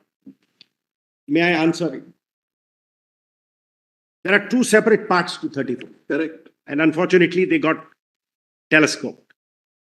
For purposes of Entry 49, where the tax is on land as a unit, royalty is a measure of an exaction by the state for the user of the land in the sense for mineral rights, not for land as a unit. So the 49 logic is separate. Unfortunately, the 49 and 50 got mixed up in para 34. Because I have to answer 2 cases. Is this sustainable under 50? Is this sustainable under 49? And that's why I have compartmentalized my case very clearly on 50 and on 49. As far as 50 is concerned, I had made two broad submissions. One is a little wider, which is picked up in that one sentence. You can't indirectly get past the MMDR. Now, we had argued this elaborately on this very premise, that this is a complete tight coded act. We are right or we are wrong, but that's really what was upheld in the earlier paras. So this is indirectly jacking up. It's you are revising royalty rates. And therefore, this limitation is perished. And your lordship will also mark the Attorney General's arguments, which are cited with acceptance. That you can't do it because this is limiting. So, my lord, that is really the answer to 50. The answer to 49 is different because the tax is different. It's a tax on land. The one aspect which I have put before my lord is not reflected here, the decoupling point. That's not reflected in so many words. But what your lordships are saying is tax on land as a unit, the non-principle, SC non-affirmed in Dillon. If it is a tax on land as a unit, the state saying royalty for use of the minerals, how is it a tax on land as a unit? That's the last sentence. Unhappily put, I accept that. So, my lord, there is a separate answer to entry 49. There is a separate answer to entry 50 because the two taxes are different. If under paragraph 34, the expression royalty is a tax is substituted by the expression royalty is an exaction, then that conundrum would go automatically. Exactly. Tax in a loose sense. Section 9 has automatically, it has already encompassed within itself imposition of royalty. That's it. And that is really the heart because one has to read the earlier paras also, where the court has developed this at length.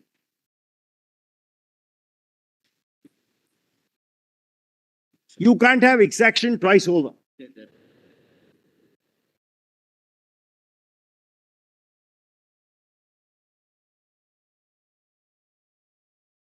I had, my lord, written out, and I'll polish it and give it, my lord, a note on my understanding of India cement.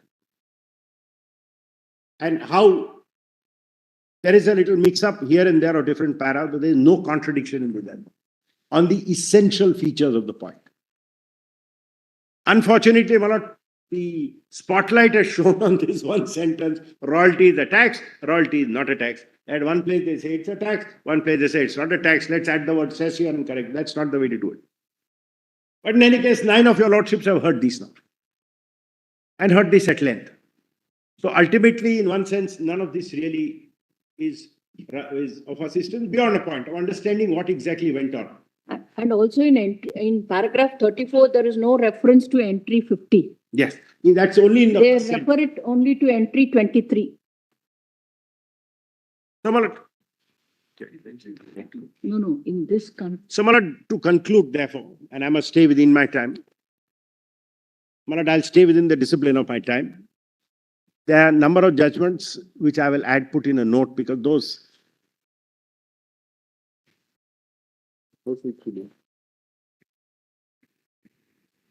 2 places, para 32, 33, which I have read, entry 50 is expressly dealt with. Which paragraph? In 34, this is previous paragraph.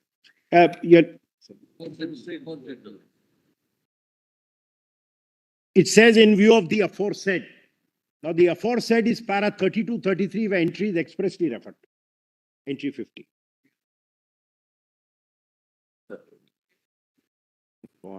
They say field is covered by the central legislation. That's the heart by virtue of section 9(2), and therefore the provisions of section of entry 50 are not attractive. That's the heart of the judgment. 32, they say that. That's the heart of the judgment. There are 2 broad principles in Kesaram. I don't need to read them. Let's forget all this. Do your lordships find, my lord, I come back to, I'm closing in 2 minutes. Because I must stay within my time. Do your lordships find that there is the test of any limitation by a law meant for mineral development? Is that satisfied? If the answer is no, then the right is untrammeled.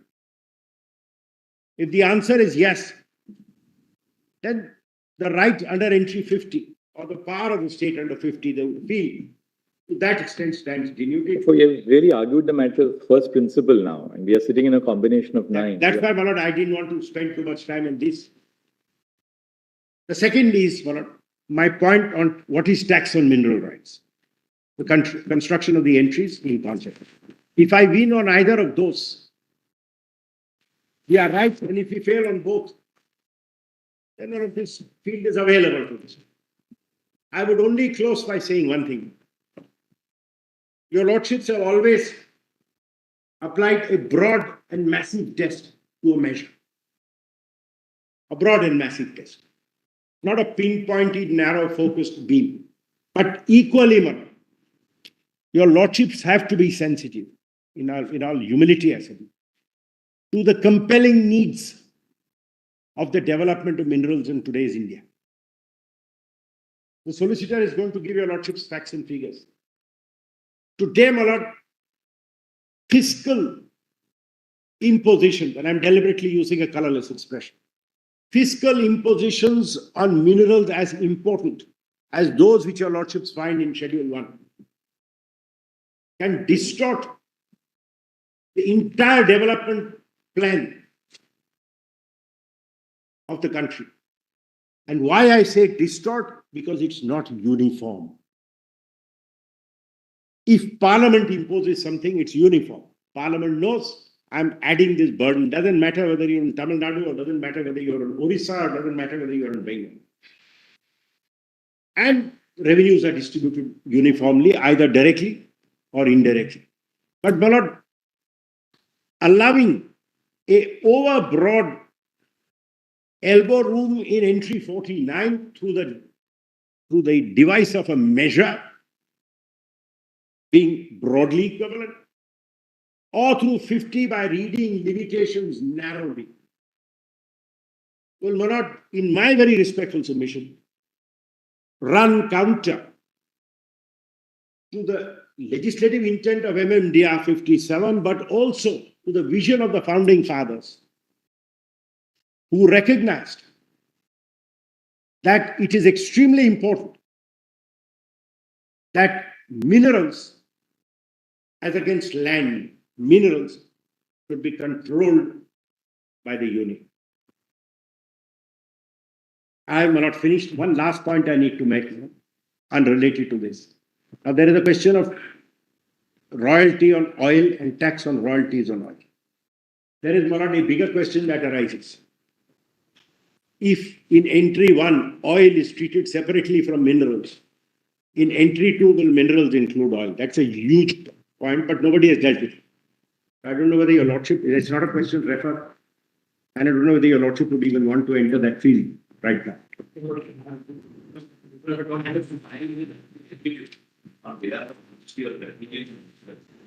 But no, that private oil company shouldn't be allowed to hijack this reference. What is getting its question? Lord, the Ministry of Petroleum and Natural Gas has said two things. Apart from others, I'll advert to that. That petroleum and natural gas is covered under entry 53. It has no, my lord, corresponding entry, my lord, in the second schedule. Number one. Number two, it is also covered by a separate. We are not inclined to widen the reference. It's a reference before 9. We also There's separate enactments also, like MMRD. We go into issues. MMRDA is a different legislation. That private oil company wants to hijack this declaration GST. No, Lord, unfortunately, I'm not trying to hijack anything.